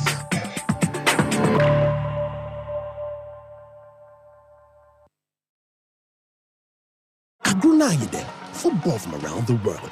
Feely on HD Plus from 17 January 2023. Score HD is available only on HD Plus channel 151. There are moments in life when you're just so scared and you feel like just giving up.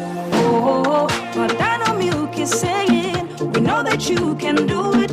Believe in yourself and then go for it. Go for it. Nourishmental, that is your Dino Milk. Choose nourishment. Choose Dano Milk Whole Cow. Your nutritious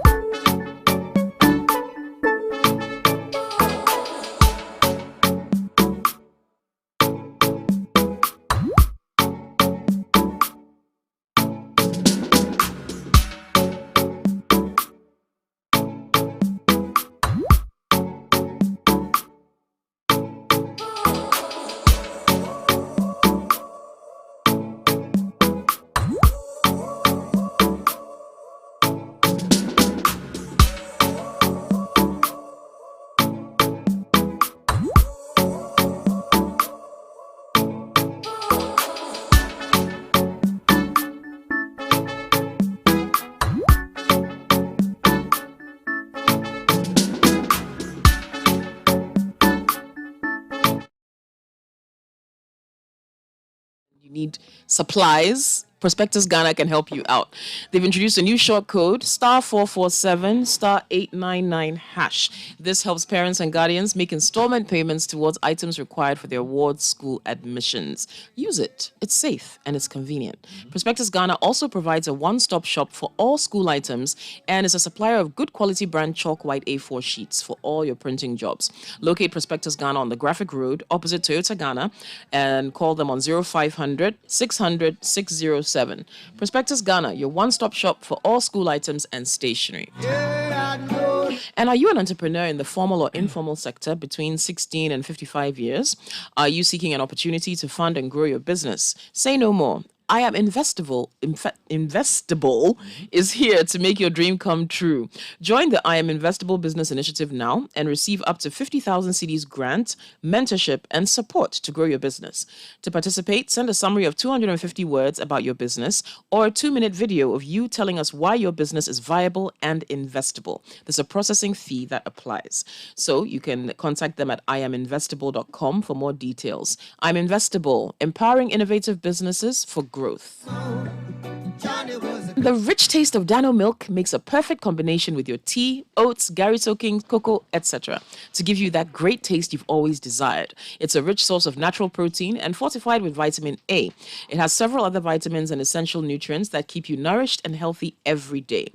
Dano milk also has protein, iodine, calcium, and so much more. Choose Dano milk. 100% of our milk is sourced from our farms in Europe, so we control the entire production process to ensure that you get its natural quality. I have a free marketing consulting for Dano. Yes. There's a song Godfred plays on the show when I'm discussing big issues. Like he says, instance, Onipa nkani awase. Yes, Martin Kanza. Dano, you bebano. Dano. You know that song? They should use it for their jingle. No, it's a very nice song. Imagine if they Dano, yes, Dano. They have to pay the producer. Intellectual property, so they should pay the guy. They should just go and call the guy who said, we want to use it because they were talking about Dano to give the milk from Charlie. Dano evaporated milk is affordable. It's at a shop near you. Choose tasty milk. Choose nourishment. Choose Dano milk. Dano. Yes, you go for it. Oh, assemble nipo. You know that song? Yeah. It'll be wrong. When I charge, then go for the player. I just charge. You know when Kukui spoke about the Johnny song that Johnny. I remember when we were in law school in the UK. Yeah. You know, there's a friend of mine from Nigeria. Yeah. He will say, Charlie, these cases are too much. How do you formulate it? What helps me in the exam? Then you say, Johnny cannot go to school without a teacher. That's like 40 cases. You understand? So he's formulated a way of remembering case names. So it's like a mnemonic. Yeah, that's right. So Johnny cannot go to school without a teacher. Yeah, that's right. all the cases. So he said that's all 40 cases. So when you ask him, then you start listing the J is this. Are you kidding O me? is this. N is this. Wow. Wow. No, Michael Odele, I salute you this morning. They say we shouldn't do true and poor. But when I see how Ghanaian lawyers are trained, there's no way you can qualify if you don't do true and poor. Because yesterday you mentioned 3 cases from off the bat. Just like that, though. Ocho, the cases, you dream about the cases. Sometimes you dream that you are in the case. It gets to a point you even feel you are mad. You start to question your sanity. You'll be there and then, Charlie, you are murmuring a few things. Oh. You must remember. Anyway, so yeah.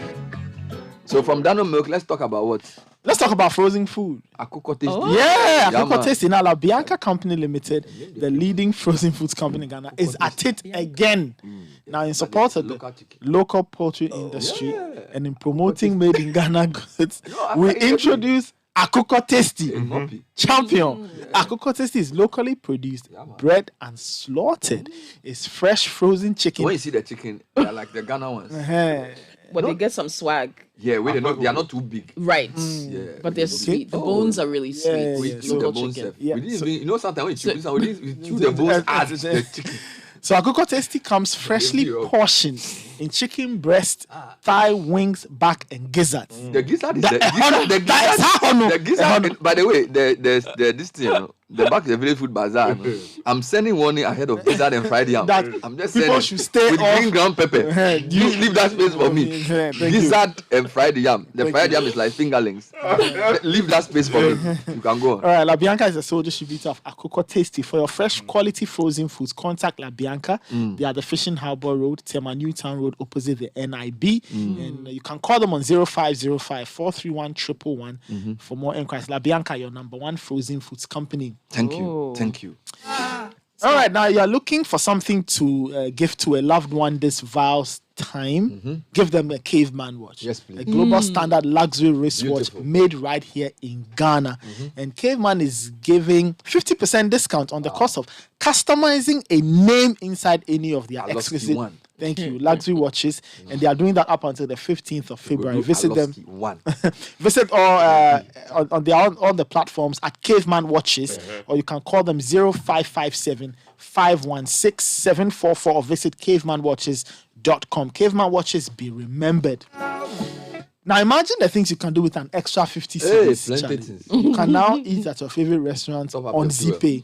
And ZPay is giving a 50 CD cash bonus to all first-time MoneyGram to wallet receivers. And you can ask any of their more than 4,000 agents nationwide. Dial *270# to register now. Chop, make a chop, be empowered. To an update on that story.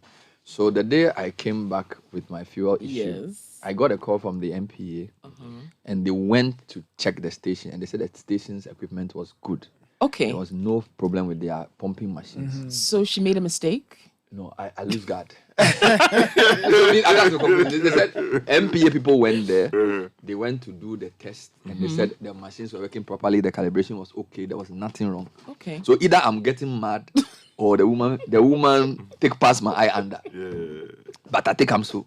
Next time when I go there first, put off the engine, come out of the car, raise my trouser, and say, "Master Pompienko." No, I won't sit in the car and be big man again. I'll come out, even if I'm buying 50 CDs. Once bitten, twice shy. Yes. So that's now when I come out. Yes. So that's so that's the first update for you. I wanted to go back to Henry Quartey. Yeah. And the comments we are getting. Okay, let's sort of come up with the key issues. Godfred's point is that it was the politically exposed people and the middle class who sabotaged Henry Quartey. It wasn't the ordinary people like market women, traders. Those guys largely conformed. It was the middle class and the politically exposed people. That's one. And number two, it was when the issue of Ramsa site and CSIR lands came up that they read their ugly head. Because powerful people. My point is that the Ghanaian population, we must decide what we want. Because we cannot hypocritically criticize bad leadership at the national level and then fail to support good leadership at the local level. You get me? It is internally, I want a word, incongruous to claim that you want a good leader. So every day, the NPP, they are not doing well. The government, they are not doing well. No problem. Now, they've given us an example, and we are saying that of all the ministers, his visibility in what he was doing. In fact, let me play a voice for you. There was a voice Fred brought in. He was speaking at a church some time back in 2021. Fred, where's the voice? Just listen. Yes. Listen to the kind of thing. So for me, his leadership was not just go out there and get things done. Even the philosophical issues around what people in Accra should do. Do you understand? He was not a leader who just led by actions. He also spoke the right things. Listen to what he was saying. Chuchu konu wa here ba fa. Na mi jo su e bi enu ye kin kawe. Wo etema. Ke ba shafi awo okra ke wo lo le mi ke ba. Minu oba ko ni asha pepe. E fo na pa. A fele ke mi jele. Wo kusun tetepo. Ego. Mi nuna ka ablekuma ba kuma wo lele ablekuma ba kuma wo shi mala we mo ni ke jemba ehia ani te wo denche wo ho wo hite na agbeneta hele te Ni ani wo twapo hina lo. Ke okwe na me otape. Mo ba bia ke mini he wo ni wo wi mo enyo. Chuchuko kanyo ogbo no chobie no te ministry so ba na ke adjoso wula na hia ma talemi. Ame flee yo ke gari ame peko ame flee ne ke ame peko ministries no chimo nkanya wi Obana Engman, Obana Fletcher, Obana Neke, Obana Koma, Kanyeke Chobie no ate. In a deputy minister interior, it to me, ni nye kupayano, into gan blahin pokeke. Uni Wame ya police kopo, alo immigration kopo. I'm a small. Kate shilebie, beni ayanuchimo, I'm a wo. Check back here, I go one way me. Because I've been spoke to a no beer. Let's call a spade a spade. But I live here, I go no one to tell when I mean cry, I feel fine feel. You gradually a flat chase by me. Watch me, one ye me, no banana, Ogulai. Ni, I may hear who Econiano. Eta. And I got the ministry say, Bill Yake, Game, Taflach, any or Gendon, a public service. And in now, Blekuma, Bakuma, boy, a careko, Honshpo, na Chola Chadwe, Otashina Wule, Chain Homes Low. And in now, Blekuma, Bakuma, boy, a careko, Honshpo, na Chola Hatchwe, Otashina Wule, Westlands Low. And in Mene, in Nagama Bio Juba, a beer. Anya won in the noise share na share or be a fair what I can say office what lease if no at least a time when I tree look at Darby. Okay, listen 40 years 50 years you are going to flash over shoulder do they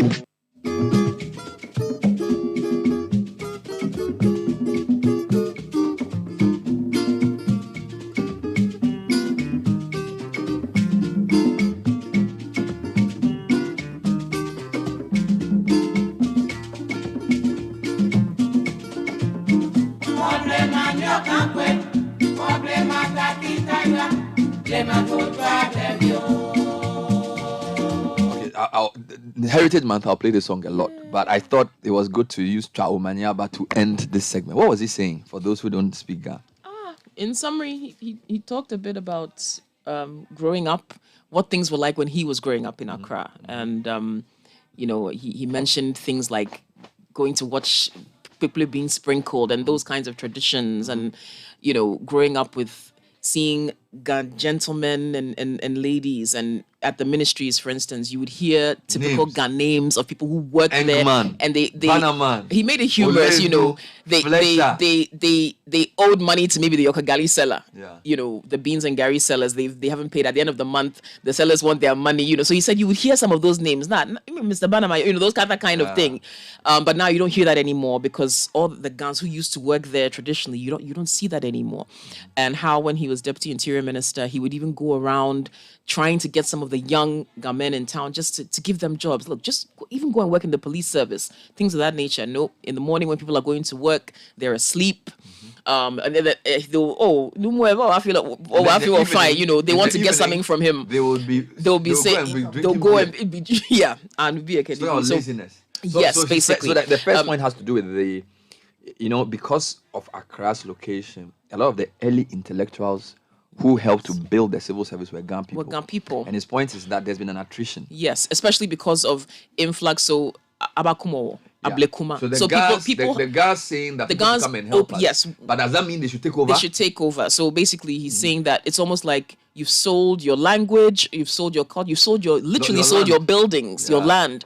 It's traditional areas like Hacho, you now call Westlands. Chado, you call Chain. You know, he was talking about the switch now in and losing the language. You don't hear people speaking Ga anymore. And why do you complain when people are speaking Chi? You have basically, you know, stopped speaking your language. You've given up your culture, your traditions, and you're letting it go.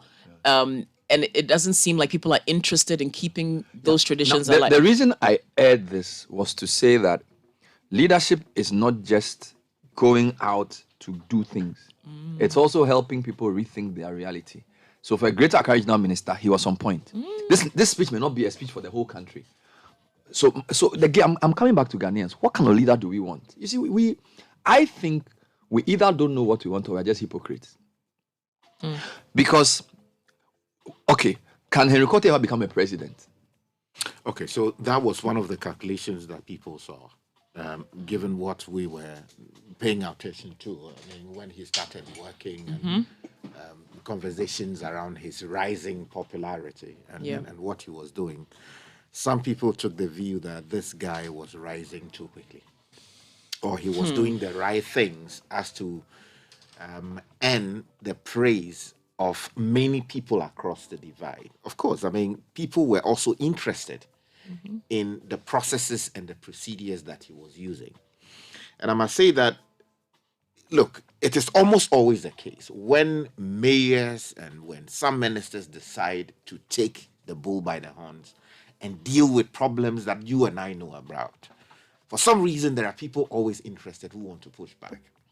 We saw it when Ejiri Blankson was also similarly curtailed under the Kufuor administration towards the 2008 elections, if my memory serves me correctly, because at the time, he was also on an agenda to decongest Accra. Of course, Chinche also faced a similar pushback. But you see, the Greater Accra Regional Minister is in an elevated position because he's the regional minister. Higher than the mayor. Yeah. And as Godfrey said, he's dealing with... And by the way, Chenche also supported him. Yes, he did. The NDC former mayor was fully behind this guy. Yeah. So he had done something right in there. Yeah, that's right. And you see, as Godfrey rightly said, this is a potpourri, if you like. It's a melting pot of all manner of people from the north, south, Volta, Middle Belt. All manner of people are here. And almost all the people here are struggling to get a piece of Accra. Charlie? And in the process, people get to walk over all the rules. Ramsa site. Why have people built there? They built there because for some reason, someone either in the district assembly or someone in the lands, registry. Or the TDC or something. Or even the chiefs. Or the EPA. Exactly. Or the Forestry Commission. Exactly. Slept on their duties and their responsibilities. Because it is not possible to wake up one morning and see a high-rise building built. Just like that. No. It takes time. So if you have institutions of state working properly, some of these things can be seen in good time and stopped. But you see, these very people who we pay to police the process go to sleep on their duties. And in the process, within months, you have a whole built-up area in an area where we had to actually protect either the land or the water resources there, or even the people or the aquatic life in that particular area. It's happening in Weja. Virtually every part of Accra is affected. Even if you go on the La Palm stretch, there are areas that... But I want to come to the issue. No, I'm coming. I want to frame the question. For what you are describing, are you looking more at are you looking at it from the Godfrey frame as class people? So all the infractions you are talking about are done by people of means. Exactly. So it's not the ordinary poor Ghanaian who we usually blame for indiscipline, who is actually destroying Accra. Yeah, they also have their part, and I'll come to But they are more manageable. Exactly. And are they not? Yeah, they are. So you see, these are people who ideally should know better because they have gone to school. They have read our constitution, and I assume they have read our laws, or so I would assume, and they know that there are things they need to do in order to get a permit. Sometimes they pay people in the institutions not to write reports that will go against them. Sometimes they just build. Oh, I got this line, or somebody sold this land to me. Before you even go and get permit, they are building. Are these people you are referring to in the majority or the minority? It's difficult. Politics. I'm talking about are you saying that large sections of society, large segments of society are involved in this? Oh, and it's not a microscopic few using Obahiagbon. The difficulty for me is I don't have the science to back it. But I want you to think through a bit more because you see, if what you are saying is the norm, then it means that this is how we do things here. So when we get up and say things should change, we are just deceiving ourselves. If it's just a few people who have money who are doing this, and the large majority actually want the right thing to be done, then there's hope. I think a good number of them, I'll put it that way, are in this space. Because, look, they will tell you that when you go to the assembly, it takes forever for the permit to come. So they won't even go start the process in the first place. You build first and go to the assembly and see, the authorization. So if you take 10 houses, how many in Accra would have used that approach? Honestly, if you go to the wager areas, it's happening like that. If you go to even the airport areas as we speak, especially where you have all these big churches, sometimes the airport area, the land has been encroached. Many of them did not have authorization to do what they did. What you are saying then suggests that the society, and it's a very serious thing. I want you to think about it. We are saying that a lot of people are actually not willing to comply.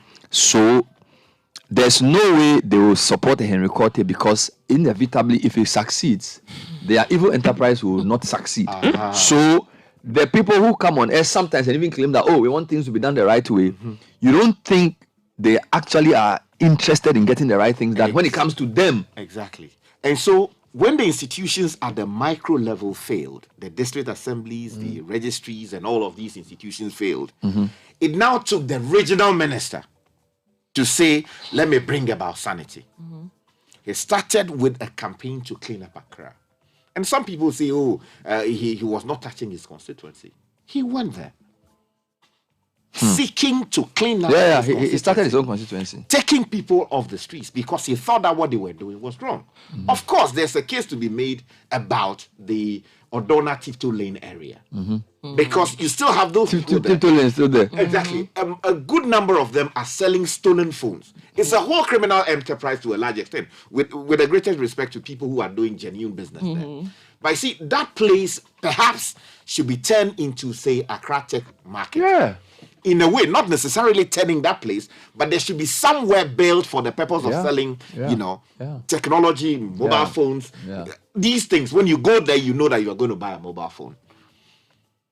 Many of these other areas are there, but the regional minister had to intervene because the institutions under him have failed. Of course, people will legitimately make arguments that this was a local thing. They were supposed to do. He ought to have built systems. But you see, at some point, you lead from the top. And then... Exactly. And then you build the systems. But you see, the problem we have in this country is that politicians are almost always thinking about the next election. Oh, you think it's an election issue? Yes. Okay, so let me explain. So as I said, when I started, people started talking about, this guy, the way he's going, if Baumia becomes the flag bearer. I'm telling you. Godfrey, I'm telling you. I'm telling you. I think about next election. Charlie, I'm telling you. And not even, wow. Yeah, people started talking about, the way this guy is going, not South ticket, he might be a good candidate. We must clip his wings. So let's do something about him. His popularity was going so fast, let's clip him. And I remember that while I was in the UK, I got some messages to that effect about how they were seeking to deal with him. And in fact, a voice came out, he himself spoke about it at a public forum, that people were seeking to either destroy him or they were seeking to tame him in a way to make him ineffective. I remember that way, but I didn't think at the time it was linked to the election thing. I thought it was linked to the fact that he was destroying people's personal... No. You see, there are subtle discussions that get had before eventually you see them blow up in a big way. Because in any case, at the time, it would have been premature to be talking about it publicly. But these conversations were going on, that he was rising too much. That's right. So let's tame him. That's one. The other also has to do with the fact that people have acquired ill-gotten wealth by reason of the things that I've said. Because if you are not supposed to build in a particular area and you build anyway, sometimes these are lands that are being litigated over. But people use their forces, their powers in offices that they should use to serve as, to knock people off the land. And they sometimes build in waterways. This man says, let's do something about it. And because of the influence that person has in government or in a particular office, or because he is close to someone in power, he wants to tame the gentleman. Yes, if the guy was doing something really great, which we agree he was doing, the best the president ought to have done would say that, oh, Charlie, you are doing a great work. Maybe reshuffle. Let's make you the local government minister, as he said. But he doesn't. The president didn't do reshuffle. That's one thing. Expand his tentacles and his influence. Give him more power. Exactly. So that he can repeat the seeming successes that he's recorded in Accra around the whole country. Kumasi, to a large extent, is also a big mess sitting there. If you go to Takrady, there are areas that you wouldn't even like going. Tema, the last time I saw a video, just behind the Tema district, what do you call it? The TDC Charlie, development. Sewage, raw sewage. Forgive me if you're having breakfast. Oozing out of the what do you call it? The chambers, like that. Someone took a video. Patricia Megashi sent me that video. Okay. Yeah. Going out like that. Tema. A city that was built by Kwame Nkrumah with a vision looking so many years into the future. I want to take you on something you said. Good. Is it necessary, if somebody is succeeding at the local level, to elevate him to a national level to replicate the success? I'm asking this because development is local. Yeah, that's true. So that what works in Accra may not work in Kumasi. So I'm trying to force you to think about this. So instead of saying, Henry Quartey, you've done well as Greater Accra Regional Minister, become local government, so I can say, okay, committee that found Henry Quartey, I want a Henry Quartey that will fit into the Kumasi system for Ashanti. I want a Henry Quartey that will fit into the Tamale system for Tamale to use a Tamale-based app, because I can tell you that the issues in Kumasi are more complex than the issues in Accra. Because in Kumasi, there's Menshia. There are people using Menshia's name for all kinds of things. So that you may be promoting him, like you got the Pepita principle, you may be promoting him to his point of incompetence. Now, I agree with everything you said, so I'm just trying to question that. Maybe the way we see leadership, we still have too much faith in national level leadership. And I'll say this. If you ask me to list my top government appointees, they are not ministers. True. They are people who run, for example, Ghana Water Company, GIPC, DVLA, those kinds of agencies. I see people who run those institutions make more impact than even ministers. So I'm coming back to say, maybe we feel the role of a minister may not be that wild, because there is the age. So if you want to really change the country, look for people at the local and the middle level. So, for example, put people in charge of state agencies. For example, this is one of the agencies I really admire, Ghana Export Promotion Authority, GEPA. Okay, or even Ghana Tourism Authority. So I'm saying that we seem to think that the person must rise to a minister. He has a bigger scope. But if your strategy was, let me put my best people in, like he says in China, the best leaders are in charge of provinces. They are not in charge of the country. You will not be let's think about this. So it's because at the national level, the politics is too much. So look for 11, 10 Henry Quarteys or 16 Henry Quarteys instead of saying, let's promote him. I want you to think about that. You see, I agree with some of the submissions that you have made. But you see, it is not the only way of doing it. It is possible to elevate Henry Quartey, insist on him replicating his successes thus far in Accra, across the country, and still go about discovering other Henry Quarteys across the country. A typical example in the Mahama administration was it before that? What do you call it? Vincent Kwagbenu. National Service. When this guy became the head of the National Service Secretary, of course, people have all kinds of things to say about his human He was very, very, very vibrant. But the kind of transformation that he brought in terms of getting that institution to get interested in agriculture, giddy, what he was doing. But for some reason, Minister of Agriculture. Yeah, that's right. People decided to clip him. And from nowhere, they said the National Service is not for farming. They should go out. Meanwhile, we have unemployed people. They go out for them. He institutionalized the growing, the rearing of pigs. He even revamped the piggery. The National Service farm. We went to some of the farms. Oh, you think that you are on a commercial farm in the proper sense of the word? They didn't promote him. But they moved it to National Youth Authority. They actually sent him to be something registrar of vehicles at the presidency. No, that was later. That was I think later. it was youth. He went to youth authority or something. Or No, they throw him, say, maybe go do something, register vehicles for them. is it for correct car numbers? I mean, how do you... How politicians they go? Charlie, how do you... They say if you government with chief registrar of government cars. Charlie, can you imagine? So it's the right car number. Look at the history of the National Service Secretariat. The things that have happened there, you know, and what this guy came to do. Even if you have problems with some of the things, the way to deal with it was not to remove the guy and go and put him at the presidency to register vehicles. The way you guys are making the thing sound, Charlie. No, it's a serious matter. The guy was one of the. He was really good, though. Charlie, he was top No, they guy. verificate it in the counting cabinet. So is it? No, but I think based on from what you're saying, I see Bernard's point. I see your point as well. But I think someone like a Henry Quartey, he understands the rules of engagement. So even what works in Greater Accra for him, he knows. I can anticipate someone like him doing his work to understand what would work in a place like Kumasi, what would work in a place like Tama, and engaging the people. He understands the rules of engagement, which is why a local government minister position for him would make sense because he would engage the right people. Let me give you a typical example. I think when he wanted to move the onion market, one of the things he did was to consult MPs, including those from the central region. He consulted. He spoke with them. Charlie, we want to bring this to your constituency. First of all, one thing that people resist is the mass movement of people to a particular area. Because what happens is changes the economics of the place, exactly crime and everything. And then also the voting pattern. So MPs will be agitated. That's right. You want to come and dilute my thing. If you are moving from one place, the people from where you are moving will be angry. And when you are taking them somewhere, they will also be suspicious because you are bringing big numbers there. Of course, we could have done the market in the central region better because if you go there, it is developing almost to the roadside. It has become a traffic hub. Exactly. We need to work on that.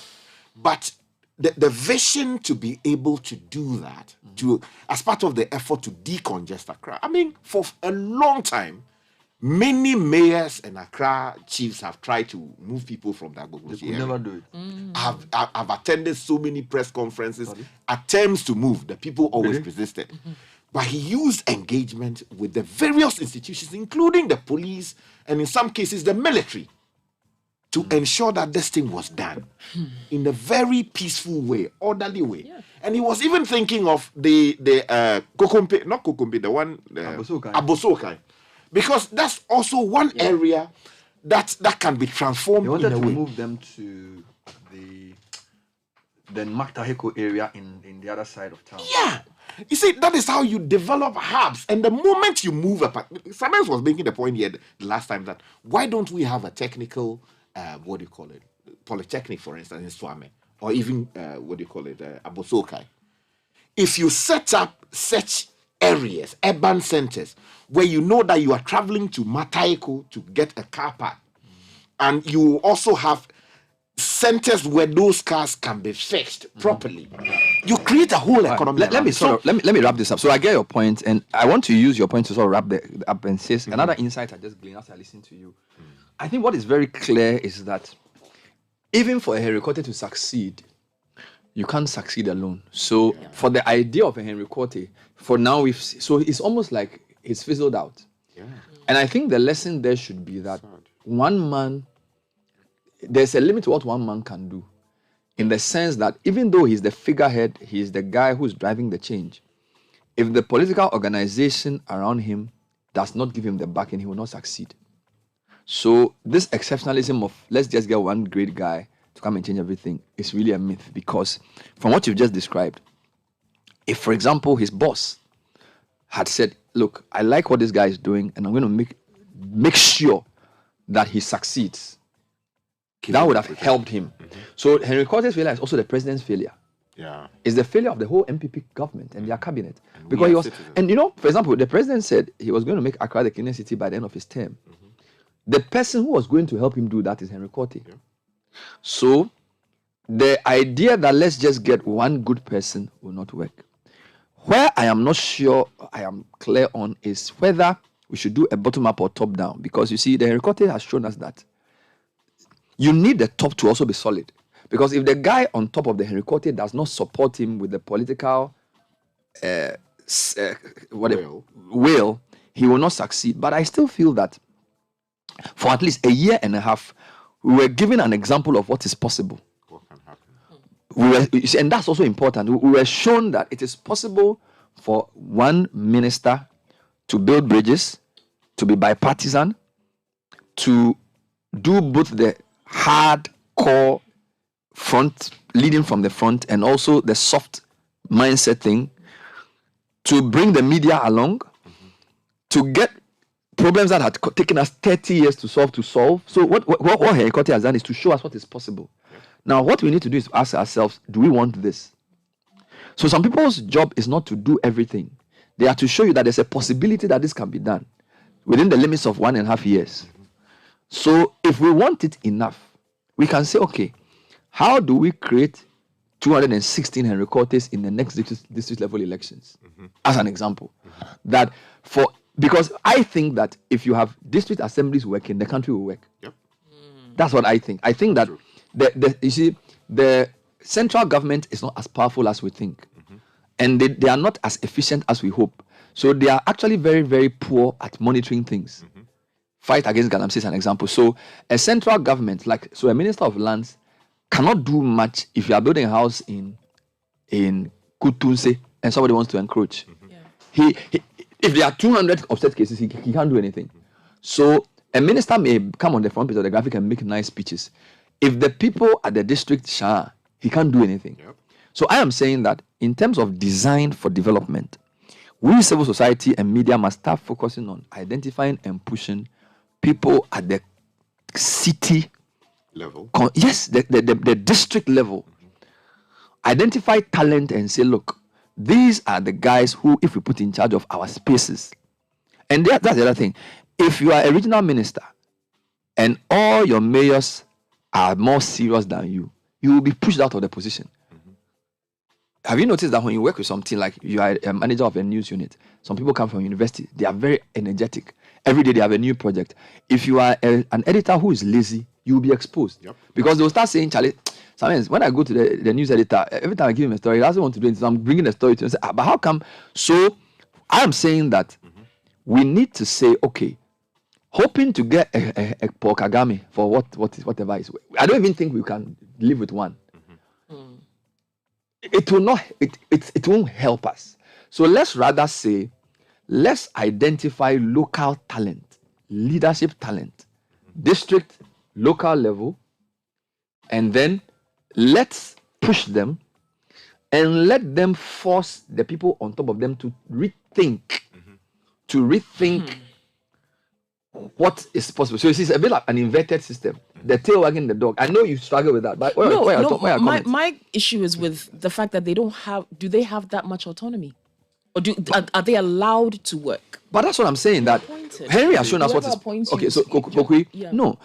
You see, if I think that the way Sky describes the problem of people not wanting to do the right thing, it's so widespread. And it's very local. Okay, so a lot of the confusion in Ghana is because people at the local level won't do the right thing. So if the people who manage, and I'm saying that central government, so if you're the minister of local government, yes, you can work with the local government service to appoint and disappoint. But if the mayor of Tamale, okay, let me give a very funny, like maybe Akachi North, the DC for Akachi North can do a lot of good things, and the local government may not even know. Do you get me? The DC for Akachi North can initiate projects, and he will be so successful that the local government says, oh, Charlie, I'm told that, like Koforidua, we were here and somebody said, oh, the Koforidua mayor is doing well. I'm not even sure the minister of local government knows that he's doing that well. But people can tell that there are some... So I'm saying that let's focus on either getting good people to enter the politics, or even don't enter politics at all, to help them to ascend to those spaces. Do you get me? Because Henry Quartey is at the middle. Regional minister is not the most powerful. But at least he can bring together all the 39 constituencies to unite to achieve a cause within the Greater Accra region. All right. So maybe we should also start this is my takeaway. Maybe we should also empower these guys more, even on our airwaves. right? So, for example, we have a 1 hour show. We bring a minister, like this morning, Abu Jinapo is on the front page of the Ghanaian. There's no problem. All right. Now, if you give the Koforidua mayor, they are catching North DC, the Busa East or Busa North MC, and maybe the Tamale MC a platform to discuss the change makers. Do you get me? That may be more influential because the ministers, I didn't interrupt. The ministers can't do. They are so hampered by the departments and agencies are so important and so big, and the ministers, a lot of them are political appointees. So a lot of them don't really have the breadth and the scope of experience to really drive change. Just and like Koku, you know I'm talking. Like, you know, if I am a politician who is very eloquent on air and I speak well and I have a master's degree in economics, then they will make me a deputy minister. If I do my PR well enough, they make me a minister. That doesn't necessarily translate into a great leader. Yep. Just that, like you saw the greatest leaders I know, they manage media companies. They don't even manage districts. So the fact that somebody is a minister doesn't make him a better leader than somebody who is managing a radio station. No. Do you get me? So we need to decide that a leader is a change maker. So even though Henry Quartey is a regional minister, he's actually more effective than many ministers. And we don't need to make him a vice president or a president to see because what it takes to become a president will corrupt him anyway.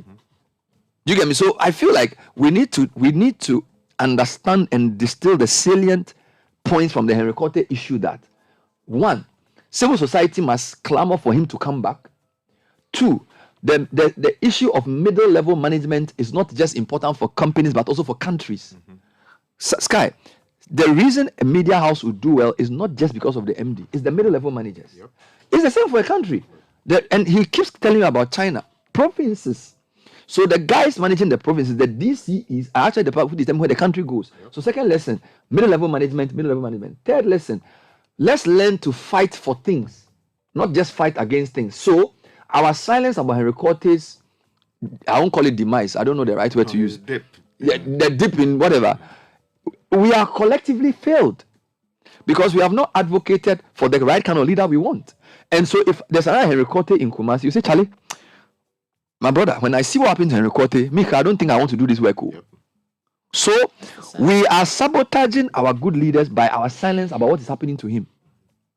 And the other point I need to make is that when you see a good leader doing well, don't be afraid to say he's doing well. Because that's how you encourage them. In this our work, Sky, there are days you get complaints. There are some leaders, when I send something to them, every day they will give, and I'm doing Ghana Water Company. There's no day I have sent them a broken pipe that they have not followed up and given me a rep. Every day. Sometimes I don't even put it on air. Somebody will say, oh, Charlie, there's a best pipe in my area. We don't know what's happening. You send it to the Ghana Water MD. He will revert by close of day. Every day. And we never even discuss it on the radio. We need to highlight those who are doing the right thing so that the people who are doing the bad thing know that they are not. You see, because the other thing is that those who are doing the bad thing, they think they are in charge. Yeah, in the majority. Because the media doesn't project the good guys. Okay? And I feel it's a change of mindset. So every day, this guy, he be bad guy. So that we offer fair man. If you start letting them know that they are actually very effective chief executives, they are very sensible DCs, they are very good ministers, they'll say, then what can I do to also get that? So I'm bringing it because, you see, I don't want to discuss the thing in a vacuum. Yeah. I want to let people know my part of the problem is to highlight, and so Henry Quartey, wherever you are listening to, we will support you. If you decide to come back, I'm sure maybe your family has advised you that no more. Charlie. Just take it easy. No. I want you to know that we will support you. Mm-hmm. We know what you have done, and we think that if you want to do it, you should come back and do it. Mm-hmm. We will give you the push within the limits of the law and what is ethical in media. We will support you. So come back. Don't run away. Don't hide. Don't let the people intimidate you at all. The good people win. Let's go to we.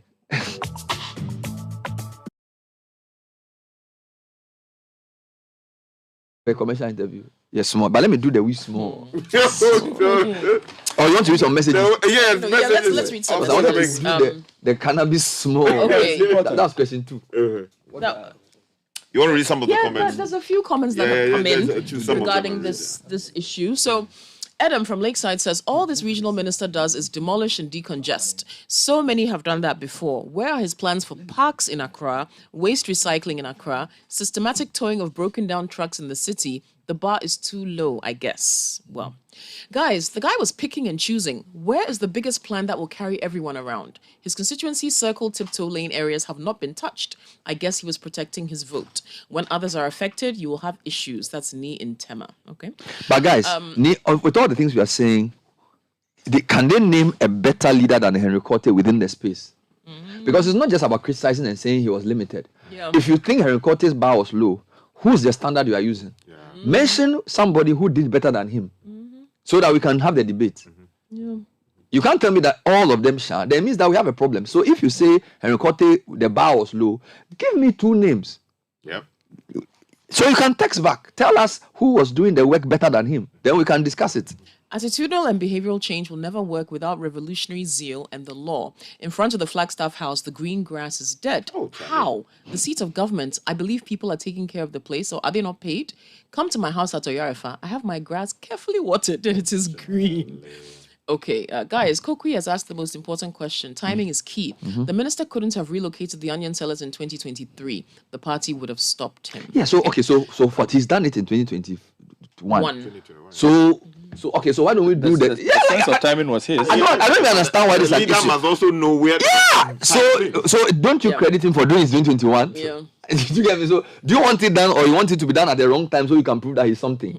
I don't know what you're trying to achieve. You understand? Once the guy has done it, timing is part of the doing it. Yeah. So why are we wasting time on this? Mr. Quartey had good intentions and a good heart, but he failed because he worked hard but didn't build the systems. He should have let the assemblies do the work whilst he gave them support. He took over the work of the mayors, so he was bound to be sabotaged. He clearly overstepped his boundaries. When he started, MMDCs had not been appointed, so it was within his bounds to act that way. But the moment MMDCs were appointed, he should have allowed them to work and supervise. The work was good, but he took over the work of MMDCs. As Obama said, we don't need strong men, but strong systems. That's BB in North Cape. I disagree. You start with showing leadership. That is not disempowering. You can ask the assemblies whether you're not happy what he was doing. They felt empowered because they had a leader they could rally around, because the assemblies had been decimated by the policy of reducing their sizes. So they had a rallying point in Henry Quartey to say, we can work with this guy. So let's not make it seem as if he was trying to, I don't think he was trying to take over their work. It's very easy to sit somewhere and say, how many mayors have come to complain that Henry Quartey was taking their work? What could they achieve without him? But that's the problem, isn't it? Why haven't they continued what That's the point, because their size and their scope and their resources are so limited that they are not able. He had for example, Henry Quartey could rally media, he could rally police because of his background as the former deputy minister of Interior. So he could get the army. How many mayors can do that? So his resources was based on his scope. So let's not make it look like some textbook says DC. We want to solve our problems. Yeah. Just and so if Zongo Johnson traffic is flowing, I don't care whether it's the Madina guy who did it or the regional minister who did it.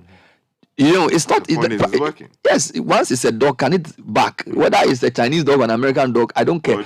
We are very fixated with this thing of like you are in a country that's so underdeveloped and so poorly governed. If somebody is rallying mayors to decongest the city, why is he sitting in the house saying, well, he's sitting there doing the work of the mayors? What mayor has done anything in the past 10 years that you are proud of? But that's the problem. That's the problem. So I want a solution. I'm not an ideologue. So I'm not sitting in my house saying, this is what should have been done. The solution is what we want, not the methodology that you have gone to learn in school. That's my point. Bernard, Henry Quartey will not be allowed to succeed. The market is the source of revenue and power for traditional leaders and other interests. There are a number of people going around every day collecting money and items, apart from the assembly. The markets are the channels for expressing power and authority. Relocating the markets is equal to deprivation of power, authority, and livelihood. He dare not try. This cuts across the entire country. Ghana will definitely not change in any way. It's the same with any other issue in Ghana, including the debt exchange. That's Nanayao from Tema. Okay. Team Bernard and Team Citi, you asked what we want. Very good question. We should clear the poor sellers on our pavements, but we should also clear those buildings belonging to the rich sitting in waterways. That's Ni in Amanfro. That's what Godfrey was saying. Bernard, civil society is tired. We've spoken, sir, and nothing happens. Change your approach. We're even attacked and branded turned anti-Ghana. You have only one day to die. Unfortunately, so just let them drown you. We do not have powers to make or enforce our laws. You have power to coordinate, and it's called, look, the power I have is called convening power. So you have power. Don't tell yourself you don't have power. It's not true. So tell your political leaders to enforce the laws. Civil society has done its bit, most often without the support of you media people. It's not true. Hey. Civil society has not done its bit. It's just giving excuses. Okay. Change your approach. Why? Don't civil society people come on air? Yeah. Let's not stop. You see, for me, I always say that if your objective is to bring change, you don't sit and say we've done our bit. What have you done? You should keep doing. Do you know how long some people have been talking in Ghana? Do you know how long Kwesi Pratt has been fighting the system with his bag? Grandfather, you told me. Kwesi Pratt, when I was in primary school, he was holding that bag, fighting the system. It's not finished. You are sitting there saying you are tired. Have you worked more than Kwesi Pratt? Sami Inkbon says, I think it's the big men that sabotaged Henry Quartey. Yeah. Last year, there was an audio or video of him saying people in the MPP are complaining he's becoming too powerful and can overtake the party. We live in a demographic of negative behavioral psychology to good leadership. We fight positive change for socioeconomic development, especially when it's against the big men. Henry is our pride as Ga people, and we are proud of his leadership. Okay. Delali in Takoradi says, this whole Henry Quartey issue is a resemblance of the so-called system we run in the country, Bernard. When you want to clean that system, you get sabotaged because of people with influence who are affected one way or the other by your cleanup posture. He was doing great until it affected some people with influence, and that resulted in him halting. I always say if those in power want something to change, it will. If they don't, it won't. That is the system we run, Bernard. And until a leader who can stand up and curb all this nonsense rises, we will continue in that system. Or until I just want to qualify that. Yes. He says until a leader who, you see, a leader will never rise. Can stand up and curb all the nonsense. Yeah. The statement is self-defeating. A leader like that will never rise. We must grow them. You see, when you say the thing and you leave it to the air will not bring anything back. Somebody found Henry Quartey and groomed him. It's called Sheikh Isikwe. Right? Yeah. I mean, that we are talking about today. Somebody found him and groomed him. So you can't sit down and say until a leader rises. Where will a leader rise from? Do they grow on trees? When you identify somebody, we went to Swiss school to do some meeting. We saw some young guy holding a camera. We said, come and get an internship. Pay his school fees. Grow leaders. That's what you do.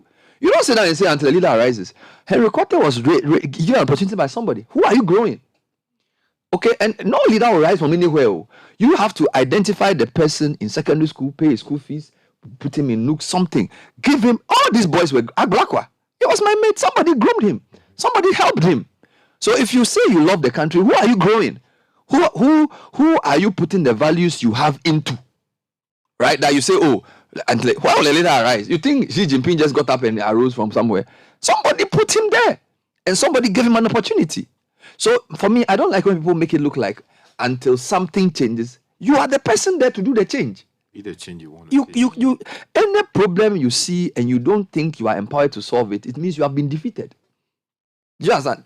The reason we talk like this is that we feel our talking can make a change. Otherwise, we'll go and sit at home. Imagine if we were not talking. So please stop deflecting. What's the word? Stop.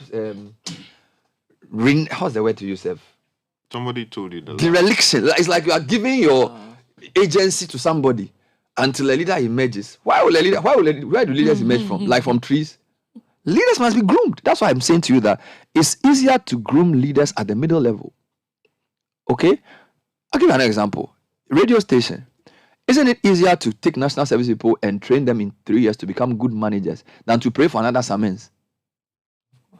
Where do people like Samens grow on trees? You won't find them. So you take people, Henry Anyoriga, all these boys, Caleb, and grow them. You don't get up and say, let me go and recruit another MD from somewhere. No.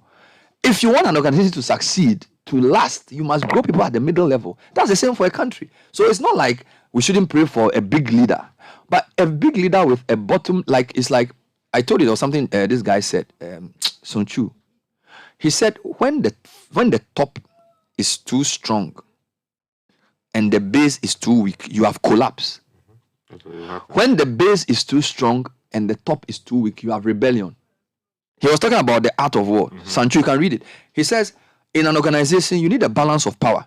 When the leader at the top is too gifted and talented, and all the people he works with, he says the leader will collapse because the organization has nothing to stand on.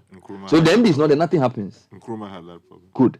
Then he says, but if you have the people, and he was using a military strategy, if the people at the bottom are too powerful, the generals or the common soldiers are so independent, and the generals are weak, then you have insurrection and insubordination that leads to confusion and chaos. Revolution. Thank you. So you see what the Chinese guy Sanchu said.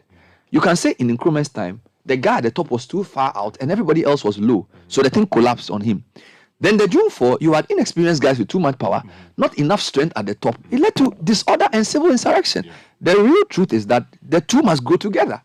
So, delicate balance. And I'm saying that till tomorrow, all of us who keep contributing to radio stations, tell yourself, I'll grow a leader a month. In 1 year, 12 people who believe in what you say you believe in. Produce 12 proteges and say, these 12 people are people who I have either helped pay their school fees, I have given them books to read, I have let them accompany me to events, I have made them meet people, I have spent time pouring wisdom into them. If you raise 12 leaders a year, for the next 10 years, that's 120 people. Some of them are politics, some of them are business. That's how we change a country. That's a critical mass. Yes, and so we shouldn't let the thing look like nobody's going to do anything for us. Nobody is going to do anything for you. If you don't get up and do it yourself, you will just die. And I feel like people, look, there are many secondary schools you go to, you get a full hall. I can take you to secondary schools and you can just start talking about your life. You have such a powerful story. Do you understand? You just don't have time. And there are many people listening to me who have the same platform. So don't sit down and expect some MC to come and save you. He's not going to save you. He's not going to do it. It's a call to leadership, and that's what we have to do. And let's stop shaking responsibility and blaming other people for our own lack of leadership. That's the point. Okay. One more. Nana says, I'm glad you're revisiting the Quartey matter. I think in aligning with your call for ideas on how to support him, we must keep this activism of challenging why he has been slowed down. We should investigate and name those who slow his work down. Garnering public support for his original intentions should be another objective. And I agree with Bernard. Ghanaians aren't activists who fight for something. We must change. Instead of actively and publicly supporting him, we watched him. Typical Ghana. Let's take a break. When we come back, we'll speak to the CEO of SIGA. SIGA is the State Interest and Governance Authority. I'm going to talk to him briefly because we need to highlight the work they do, because these are the guys who run state agencies. A lot of them are making losses. So we want to know what to do. We'll take a short break, talk to him briefly, 2 minutes. And then hopefully we'll start with the we issue. This is too hard, you. This is the Citi Breakfast Show, the city's biggest conversation.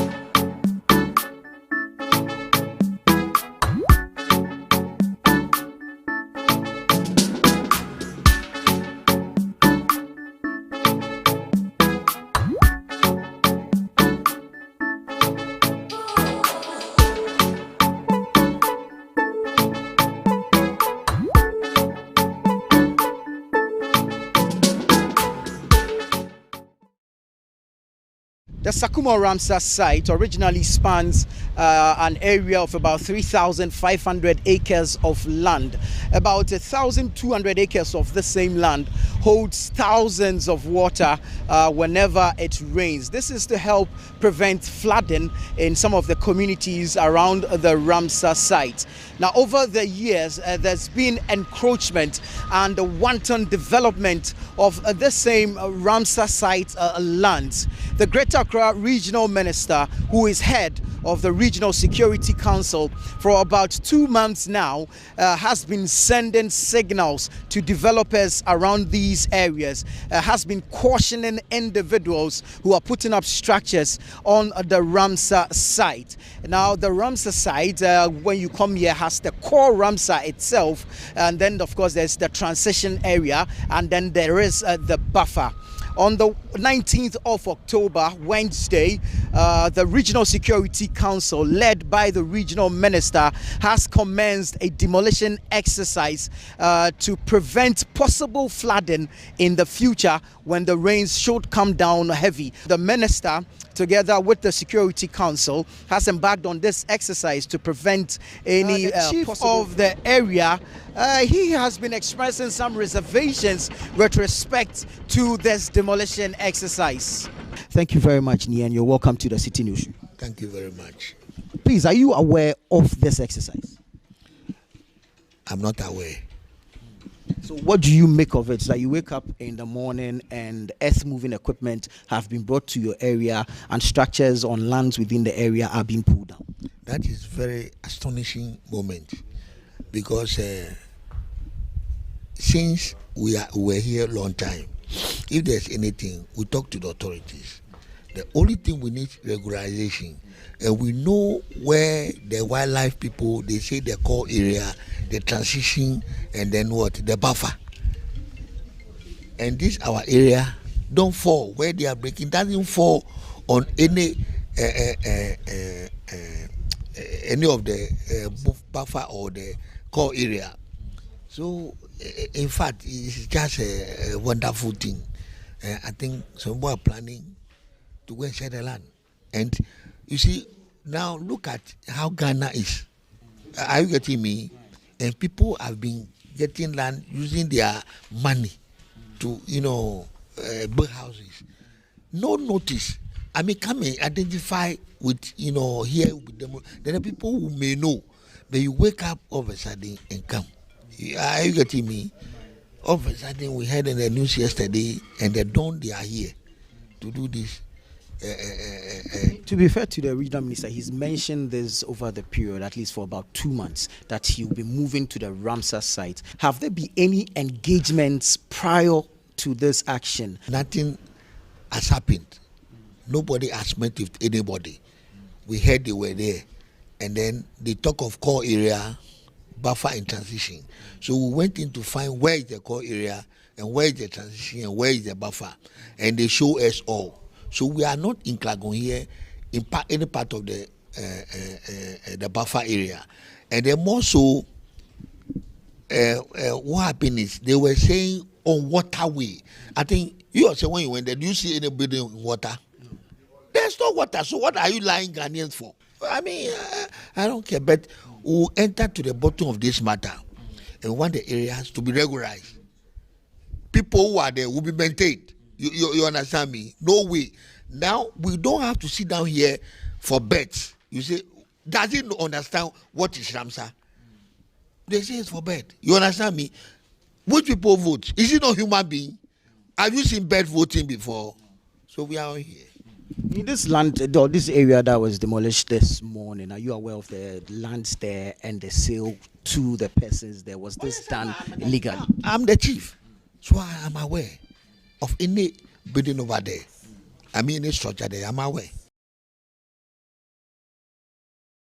Drug flow in those areas. Yeah, cannabis grows in every part of Ghana, but there are certain places that it does well. Eastern region and Volta region, some parts of Bono also does well.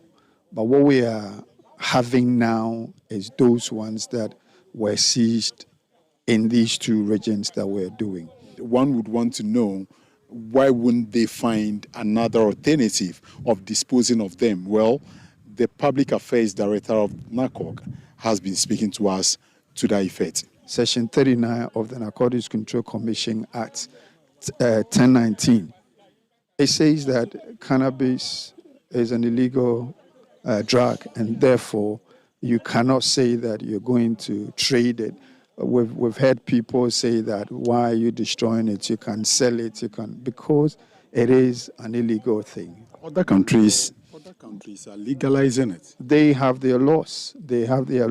And based on their laws, they can do whatever they want to do with it. We have our law. As the law stands now, it is illegal unless we do anything, unless there is a change in the law. As we speak now, the good people, our parliamentarians, are saying that it is an illegal activity, and therefore, once you engage in it, you're going against the law. In effect, if we want to call for legalization, what methods would you want us to adopt as a nation so that we don't see that sort of distraction it causes to, or the abuse we normally see people engaging? The abuse, I'm glad you're talking about the abuse. The abuse, the law as we have it now, says that if somebody uses drugs and the person is arrested, the person goes to court, and the court has an authority to do a medical test on that person. And if it is certified that this person has a drug use disorder, then the court can order that person, instead of going to prison, the court can order the person to go for rehabilitation. And once you go for rehabilitation, you can be treated and become useful citizen to the country again. And in the same law, the 1019, it is urging the commission to establish a fund, a rehabilitation fund, to help people who are drug use dependency.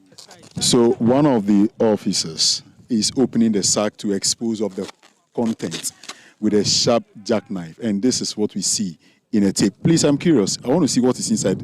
Can you open it for me to see what is there? Wow. So he's tearing this open, and I can see dry leaves. The content is being opened like bread and butter. Huh? Wow. So this is cannabis.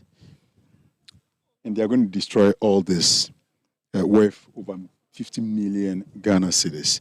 And these are dry leaves through the intelligence of officers from NACOG and other state agencies. They've been able to intercept this over a period of time since 2021, and a heap of them in sacks at various locations. They would set fire into them very soon and totally destroy them and make sure it doesn't find its way back into the economy. When we did the work at NACOB, we identified them with our lab number. So we have our lab number here, which is 25FX5 2022. And this SAC number 175 that we work on. So now we identify each SAC. So this one, so this is another SAC work on. This SAC number 1H1, and the lab number is 25FS5. And by working on, what do you mean? We sample, we did a sampling, and then we take sample to our lab for analysis. So we have done the work, and we have produced a report. We are giving the report to NACOG. So they have our report. So this is an authentic cannabis? Yes, it is. It is. Yeah, it has authentic cannabis. We are taking one sample from a whole lot, yes, for a court registrar. So we are done.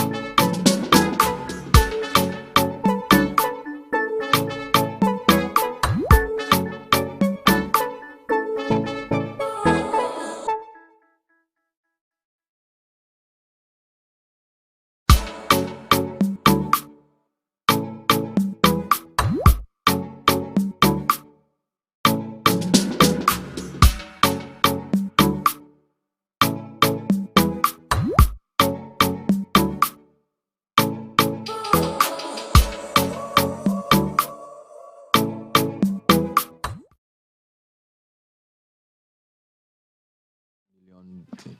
What is the problem? Just explain the problem well so that I can understand you Or better. why we're upset that Yeah, 50 million because all Ghana this, cedis actually, worth how of- can you just burn 50 billion into the air? Cannabis has been Just bent, To just ashes. wasted. So what's the problem with this? I mean, because from the bit of information we've gathered or we know and the research that has been done, we know that there are so many uses for this particular crop. Or You guys these- will share what, the what, uses. what did Fred Duho call it? Leaves? What is it? He said, Dry I leaves. said something from dry leaves. He was behaving as if he hasn't even seen the thing before. As if it's For all you know, he has not seen it. For all you know, it's bay leaf. Bay leaf that you put in. Gokwe. Yes. Fred Duho He said is like Sky. He grew up in the Volta region. The Volta region is one of the most fertile lands for the growth of this thing. So he can't be pretending that he doesn't know what it is. In fact, he's discriminating against the leaves by pretending that he doesn't know what they are. Fred Duho. I see a sack of dry leaves. And they are going to burn it. And the sack number is 185. What are the uses? Myriad. Myriad of uses. In the cosmetics industry, it's very, very popular. Mhm. For everything from hair products to body creams, etc. Really? For pain relief, we know that there's been a lot of research done. There are people who rely on marijuana-based analgesics, to take care of pain issues. So you're talking about the leaves, the seeds. There are people who even use it for eye issues like And the roots. glaucoma. Mhm. Like what? So like glaucoma, Oh, people okay. use it for eye issues as well. Mhm. Some I'm told pharmaceutical textiles, companies, textiles as well. clothing, yes. diapers, shoes, fabrics. It's so it makes you wonder that. Fine, Hemp seed oil, hemp protein powder. Yes. Hemp seed something. And of course, food for supplements, consumption, soap, and not just shampoo, lotion, smoking. Oh yeah, oil paints, varnish. So many uses for this. So Like a wonder plant. Exactly. So you wonder why. So why people do we wonder. only use it for smoking? Who says we only use it for But there are smoking? various grades of Let's ask a question. Okay. Why is it banned in Ghana? Well, you see, the law considers it. In fact, it has colonial roots, really. Of course, yeah. So it's a law we inherited. Oh, and we haven't changed. No, you We see- inherited this law from the yeah, that's British. right. But you see, we have to distinguish some people, and that's the position really, that we should distinguish between the one which people smoke and the one which is commercially viable for Is production. it the same plant?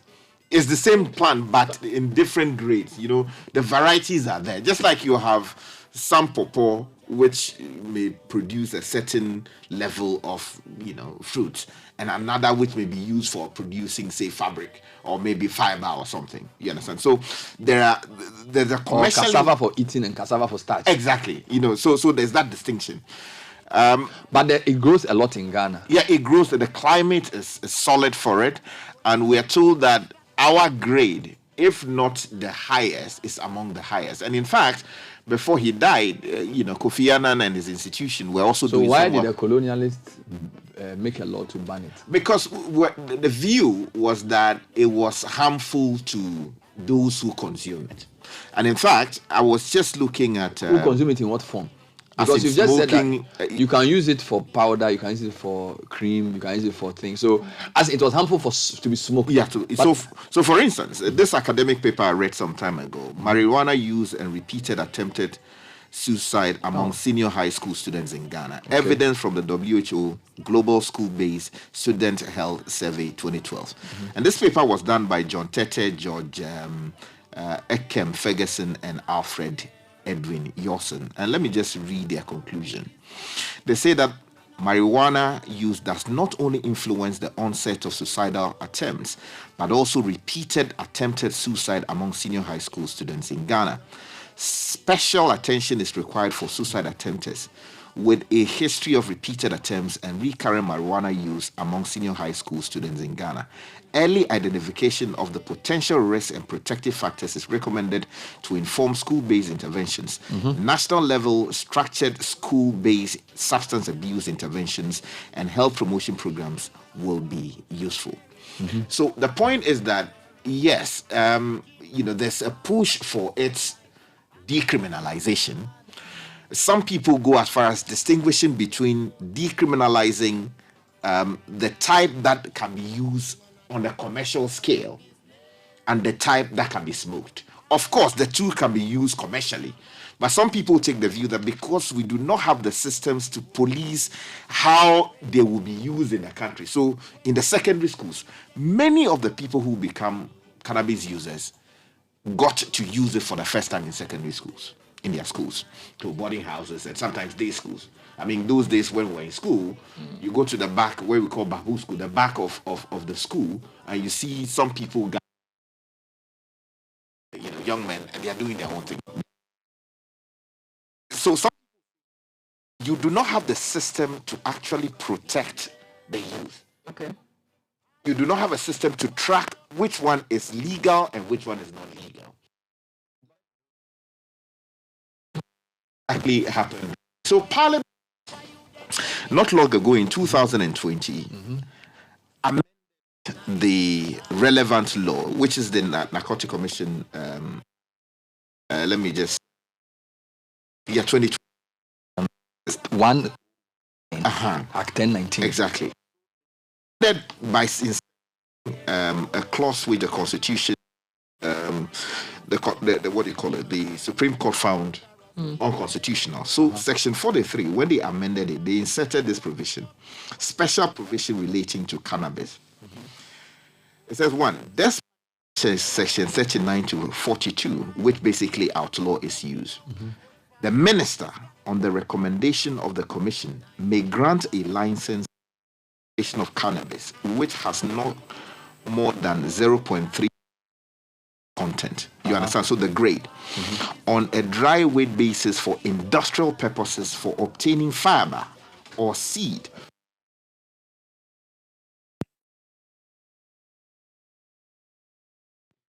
A license granted under subsection 1 shall not be for the court.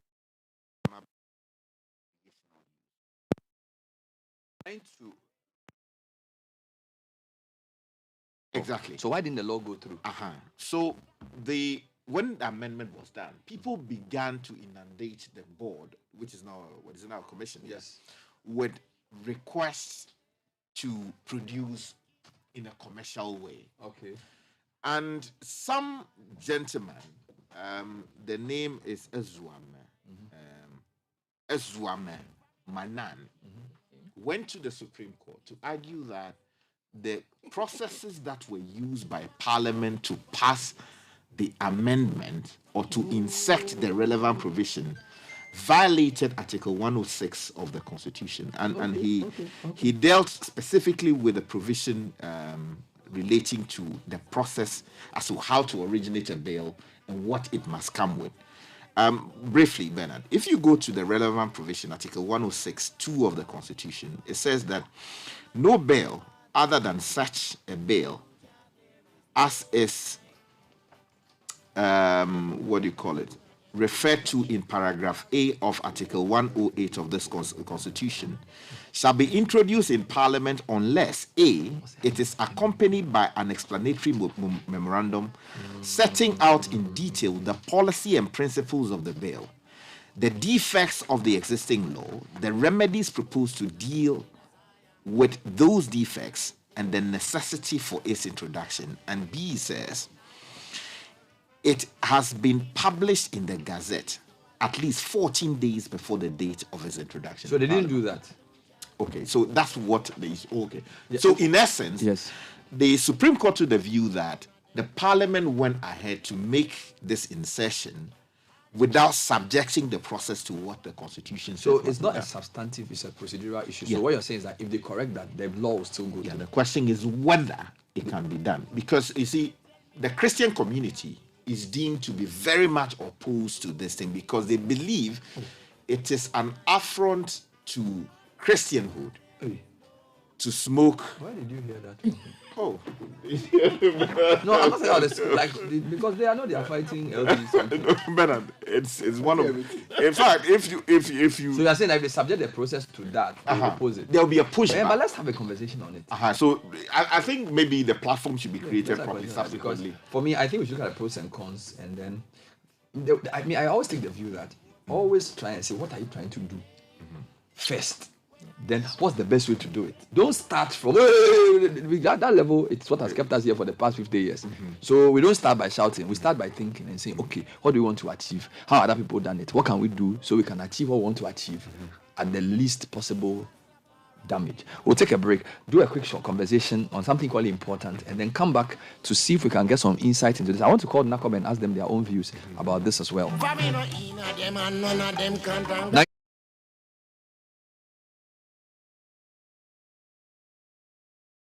I believe we answered. Question 2, we are still trying to deal with. But let's talk about the money emergency code. The money emergency code. Oh, yeah. I mean, there are medical emergencies, but there are also financial emergencies. Just for that one, they're constant. I don't know if you had a financial emergency before.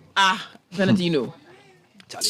Not a medical emergency, a financial emergency where, Charlie, you chop hot to the point that you buy 170 Ghana fuel. And somebody that's a financial emergency where you need to buy 170 cedis worth of fuel. Money emergency. She said, and you should have somebody on your phone that you can call when you have a money emergency. Yes. But many of us don't have people like that. I shared my money emergency with you and you ignored me. You chopped that 1,000 cedis by yourself. Don't bring yourself this morning. I went to fill the tank. And how much did it cost? I'll tell you something. Yes. When I took I don't know how they did it. Girlfriend, listen to this. I gave the car to the driver to go and fill to go and buy fuel. Yes. He said he bought 500. The tank was full. So there was petrol in your tank. In Nanyumo. I'm telling you. All this story, but no. The thing was red. The red didn't change. So I okay. Let me tell you what happened. Somebody called me and said I should come and get fuel for 500 cedis. So I gave it to the driver to go and buy. Yes. When he came, the fuel was full to the brim. So I don't know whether they added more or maybe they filled it for but you. the 170 they gave me didn't show. That 170, even when we finished the show and I went, there was still nothing in the car. So don't even go there. So we are going to talk about money emergencies. Kate Thompson. I know that name somewhere. Kate Thompson. Head of Consumer Products. You've been here before. Yes, I have. Yes. My first headmistress was called Mrs. Thompson in University Primary. Is she your mother? I know her very well. You know her very well. Yes. There's also another one in Gehe. That's also your something. Yes. Okay. And then Nanaya Japan is the head of consumer marketing. I know that name as well. So we are talking about money emergencies with friends from Ecobank. And they have introduced the money emergency code.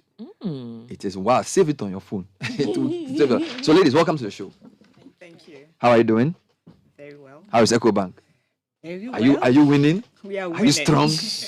You are there.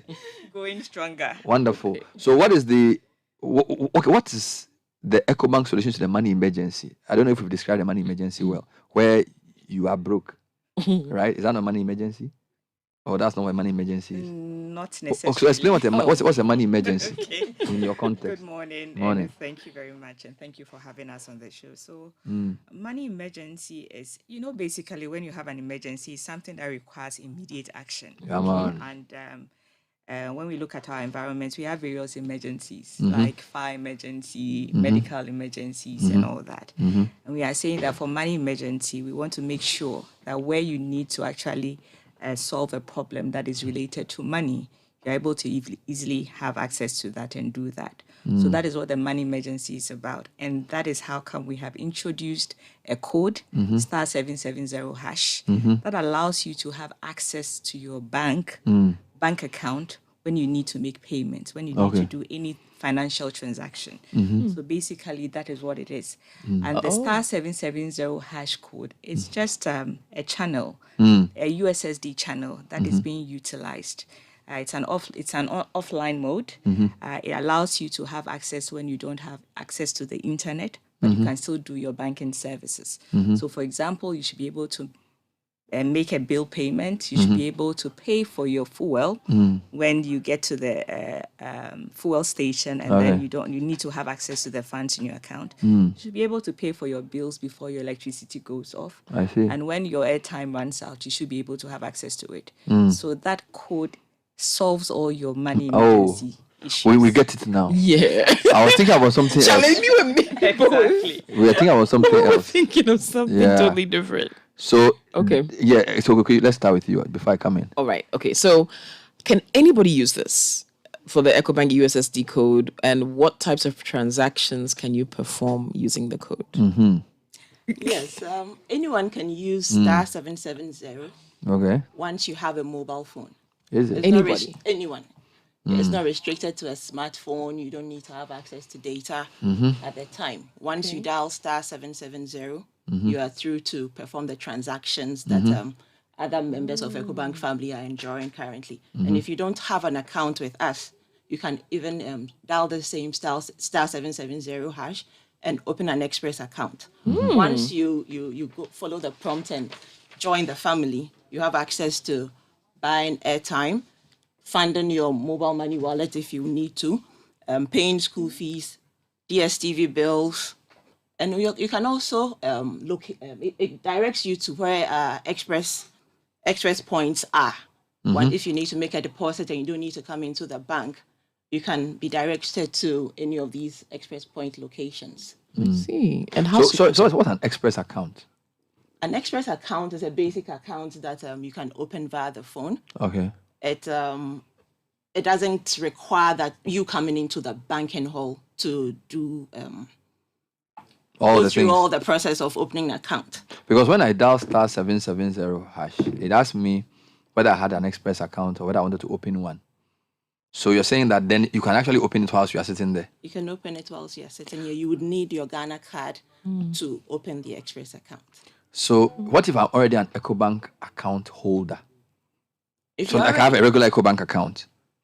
Yes, Can I still use the star 770? Yes, you can still use So how do I use it then? I put my bank details inside, my account details in the star Okay, 770 so also. I have an account already. So once I dial star 770, it takes me directly to the. So it said, welcome to Ecobank Mobile Banking. 1, open Express account. 2, open Express Save account. 3, attach mobile number to account. So in your case, you will do 3 if you haven't done it before. Or what do you do? Express Okay. loan. Well, I have an Change language. Ecobank account, so I'll show you what. Yeah, how do you do it? So when I dial, it says "Welcome to Ecobank Mobile Banking." So 1, airtime. 2, express cash. It means you're already in the system. I'm already in the system, so it just gives me options to transact. But if you're not an Ecobank account holder, then it gives you this.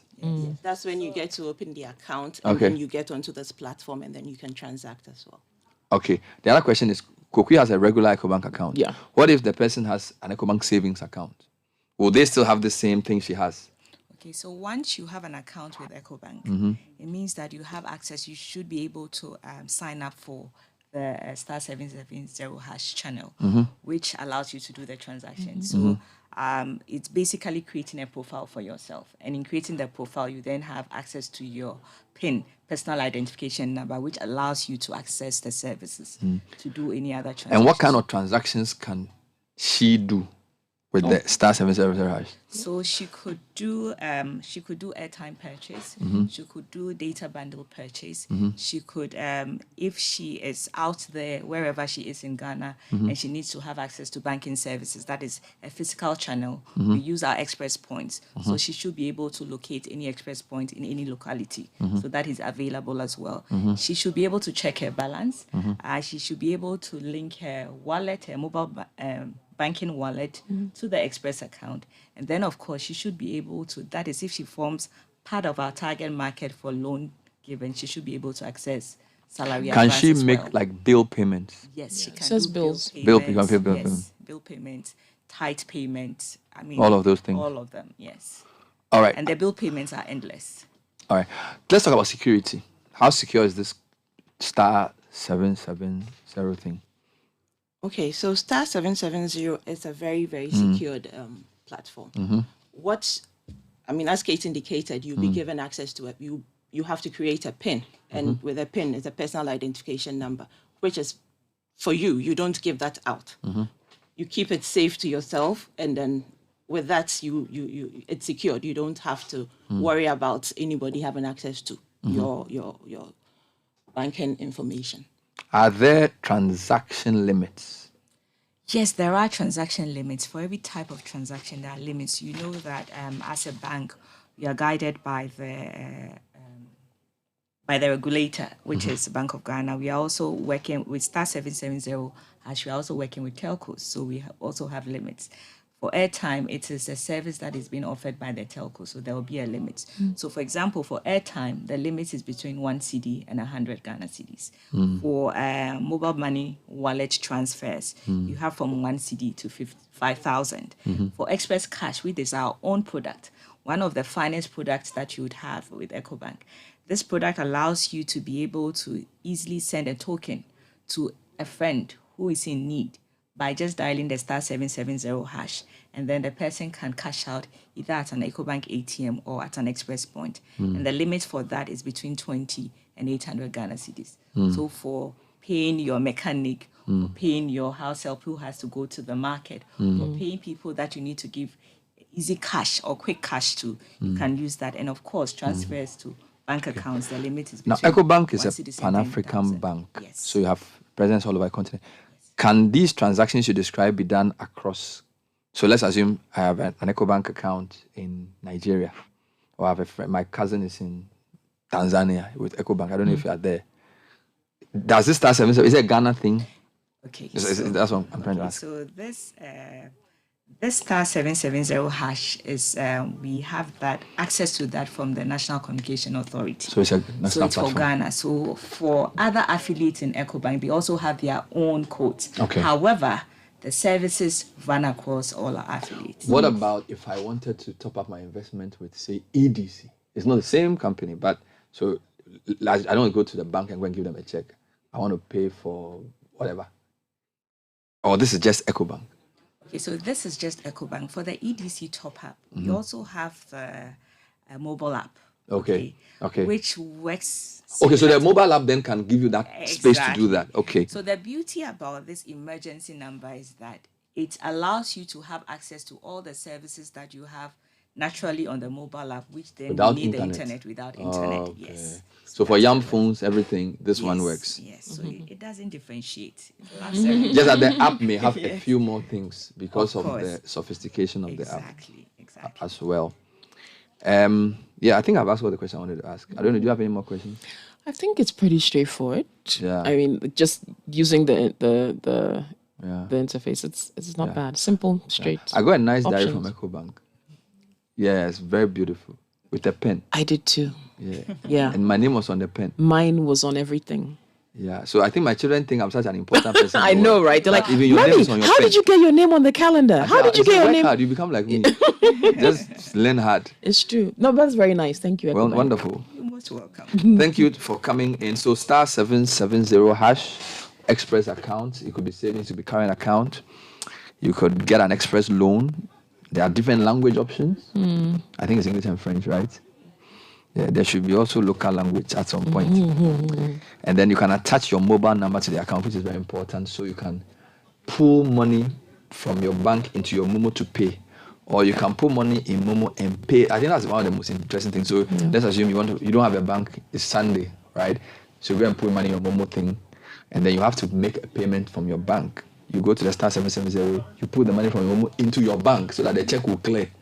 So by Monday, when the guy sends the check, so that thing has saved me. Emergency, money Look, emergency. I have a system where maybe you've given a check to somebody on a Thursday, and by the time you can't go to the bank, and Monday they are going to cash it. Saturday you go and pay Momo, and you pull the money and put it into the bank. The bank will not say no, they'll take it. So by Monday when you go, the thing clear jet.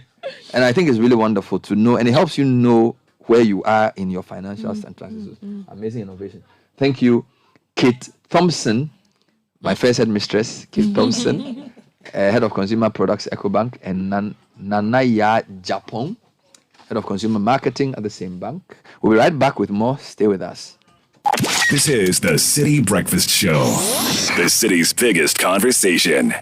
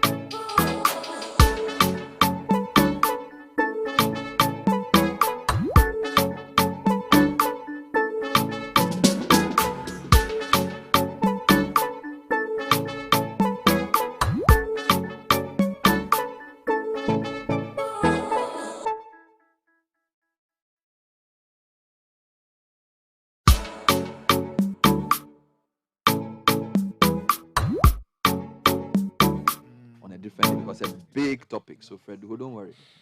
We'll do the topic. Don't worry. I know you are agitating. 50 million CDs up in the air. Literally. Yeah, literally up in smoke. Imagine we're doing a TV report. So you can say, some commentators are saying that if Ghana doesn't legalize this, it will be $50 million up in the smoke. End of report. That's it. Yeah. But that's the thing. That is if you know. So when they put the numbers there, do they think about like what this could do? This could, you know, and let me put a number out there. Why it's good that you are at least open to having this engagement. I am. So all parties consider. By 2028, this is going to be a $208 billion industry. 208. Yes. Or 280. 208 billion. Billion. In 5 years. Yes. And what percent are we getting? That's what we get. We are burning it. But even the cocoa that you are actually cultivating, how much of that do you get? $100 billion chocolate industry. You get 2%. Poverty is a crime. I'm telling you. It is. I'm thinking about the many women who grow this thing, who we haven't figured out a way for them to do it legally for it to benefit them. And because they have to be chased away because they. I mean, this is one of the things I keep saying about law and development and what we need. That's what I'm saying. Don't start from the law. Start from what you want to achieve and use the law to engineer it. See, because you can't have a conversation about this. It's like, oh, you are trying to promote something illegal. We made it illegal based on the information we had. We can decide to change it. But the convention that made it illegal in 1961, check the countries that signed it. And what they are doing. Check what they are doing now. Oh, help me there. I'll help you when we have the conversation proper. Don't worry. Okay. Means there's more meat there. Okay, so Nathan. Yeah. Well, Vigdank Healthcare Center is saying that you need to visit them if you have issues with kidney stones, hepatomegaly, hypertension, fatty liver treatment, and you want to get yourself sorted. They are on the Spintex Road behind the Standard Chartered Bank, and they are Ghana Health Service Certified Healthcare Center. Reach them on 0549 951 211 or 0502 661 346. Now, according to the World Bank, Ghana is faced with 12% youth unemployment and more than 50% underemployment. In addition, observers generally agree that Ghana's youth are ill-prepared for the world of work, and only 38 out of 100 school children transition to the next level of the academic calendar. Will you sit unconcerned or contribute to solve the problem? Your donation of only 1 Ghana cedi a day will support Lead Afrique International train undeserved school children for free.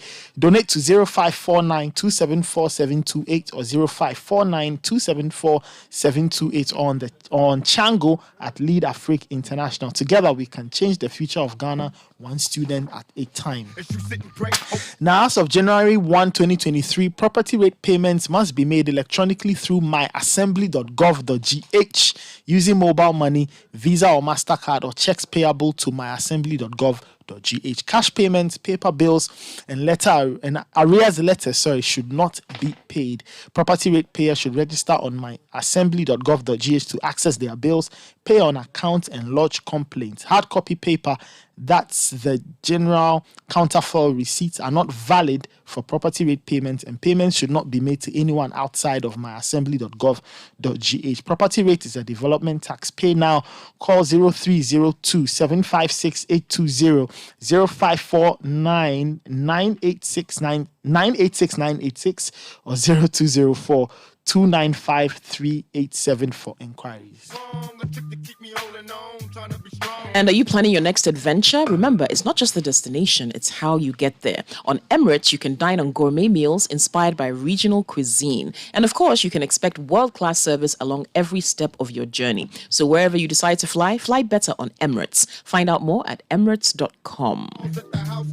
And losing a loved one stops you in your tracks and leaves you shaken. In those trying times, you can count on Lashibi Funeral Homes. Over the past 21 years, Lashibi Funeral Homes and Crematorium has had your back when you needed it most. From picking up your loved one through to the burial or cremation and funeral receptions, Lashibi Funeral Home and Crematoriums will guide you through the unfamiliar territory of selecting products and services you will need to ensure your loved one has a fitting send-off. Contact us on 0509 542 409. Lashibi Funeral Homes and Crematorium. Dignity for the deceased, comfort for the bereaved. And are you getting good insights from your data for decision making? Join the data analytics revolution and empower your team to work smart, save time, and deliver insights from data using the world's most powerful business tools, Microsoft Excel and Power BI. Phoenix Skills Hub offers hands-on practical training to corporates and individuals in Excel for work, data analytics, and financial modeling. Register now at phoenixskillshub.com or call 0244 782 356. Phoenix Skills Hub. Learn, connect, grow. And start your undergraduate or master's program this March at Webster University and get up to 40% scholarship. Don't miss out on this opportunity. Open global doors when you earn a quality American master's degree in international relations, business administration, or human resource management in just about 16 months. Admissions are open for our undergrad and graduate programs. Apply now to enroll for our March 2023 intake and get up to 40% off tuition. Call 0540 120 849 or go to webster.edu.gh.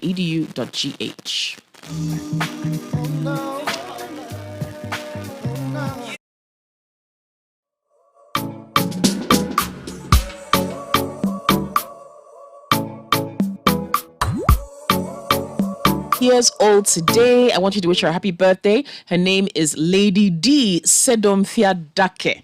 Wow. She attends school at Abbey's Academy, Bedia Kontema. This is from Michael Dake, her father. So happy birthday to you, Lady D. And happy birthday to Beatrice Eusi of Republic Bank Head Office. This is coming from Leah and the rest of your family. We love you very much. And to Lady Apolline Wena Atipo, a very happy birthday from Reverend Wale Adeoye Famosa, a friend of Primus Advertising. I wish her many happy returns today. May God continue to bless her with good health and a sound mind in Jesus' name. She's a big woman. Too much. Go ahead, man. Go ahead, man.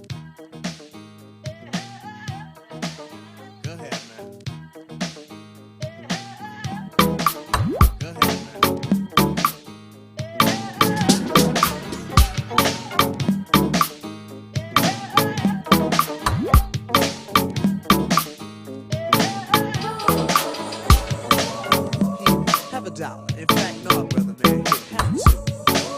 $2 means a snack for me, but it means a big deal to you. Be strong, serve God only. Know that if you do, beautiful heaven awaits. That's the home I wrote for the first time. I saw a man with no clothes, no money, no Mr. Wayne.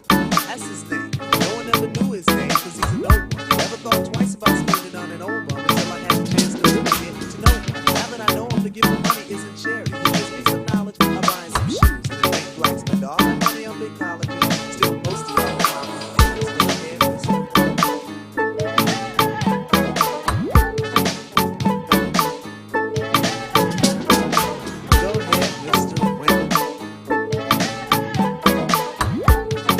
The Citi Breakfast Show.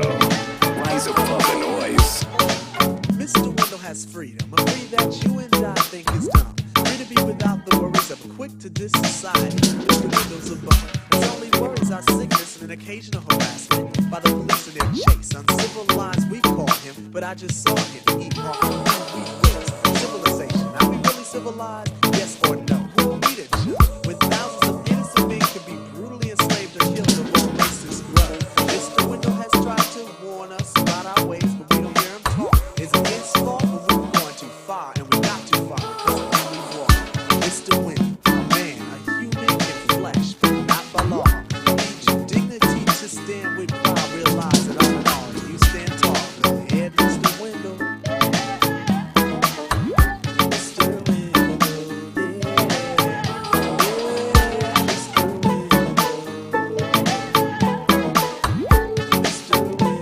All right, so it's a minute to 10. If you're planning your next adventure, remember, it's not just the destination, it's how you get there. One of the best bits about holidays is the food, right? Well, so wouldn't it be great if you could get a taste of your destination even before you arrive? On Emirates, you can dine on gourmet meals inspired by regional cuisine. And what better way to toast the start of your holiday than with your choice of free-flowing drinks? And of course, you can expect world-class service along every step of your journey from Emirates' award-winning cabin crew. So whatever you decide, or wherever you decide to fly, fly better on Emirates. Find out more at emirates.com. We're talking about Emirate economy, where you get so much more. Let me end with this very interesting message. The people in Colombia or Coloenu are not waiting for your legalization. They are cultivating and selling to Togo. Police catch them and confiscate. Who knows where it ends up, but it doesn't stop them. We will come back to this matter. This matter is not finished. As I said, this record is not over. Thank you, Kokui. Thank you, Nathan. Thank you, Godfred. Thank you, Richard Sky. Citi Breakfast Show with Bernard Avle. Citi News at 10 with Caleb Kuda before AJ comes back with brunch. Caleb. Good morning, Bernard. Coming up, Chairman of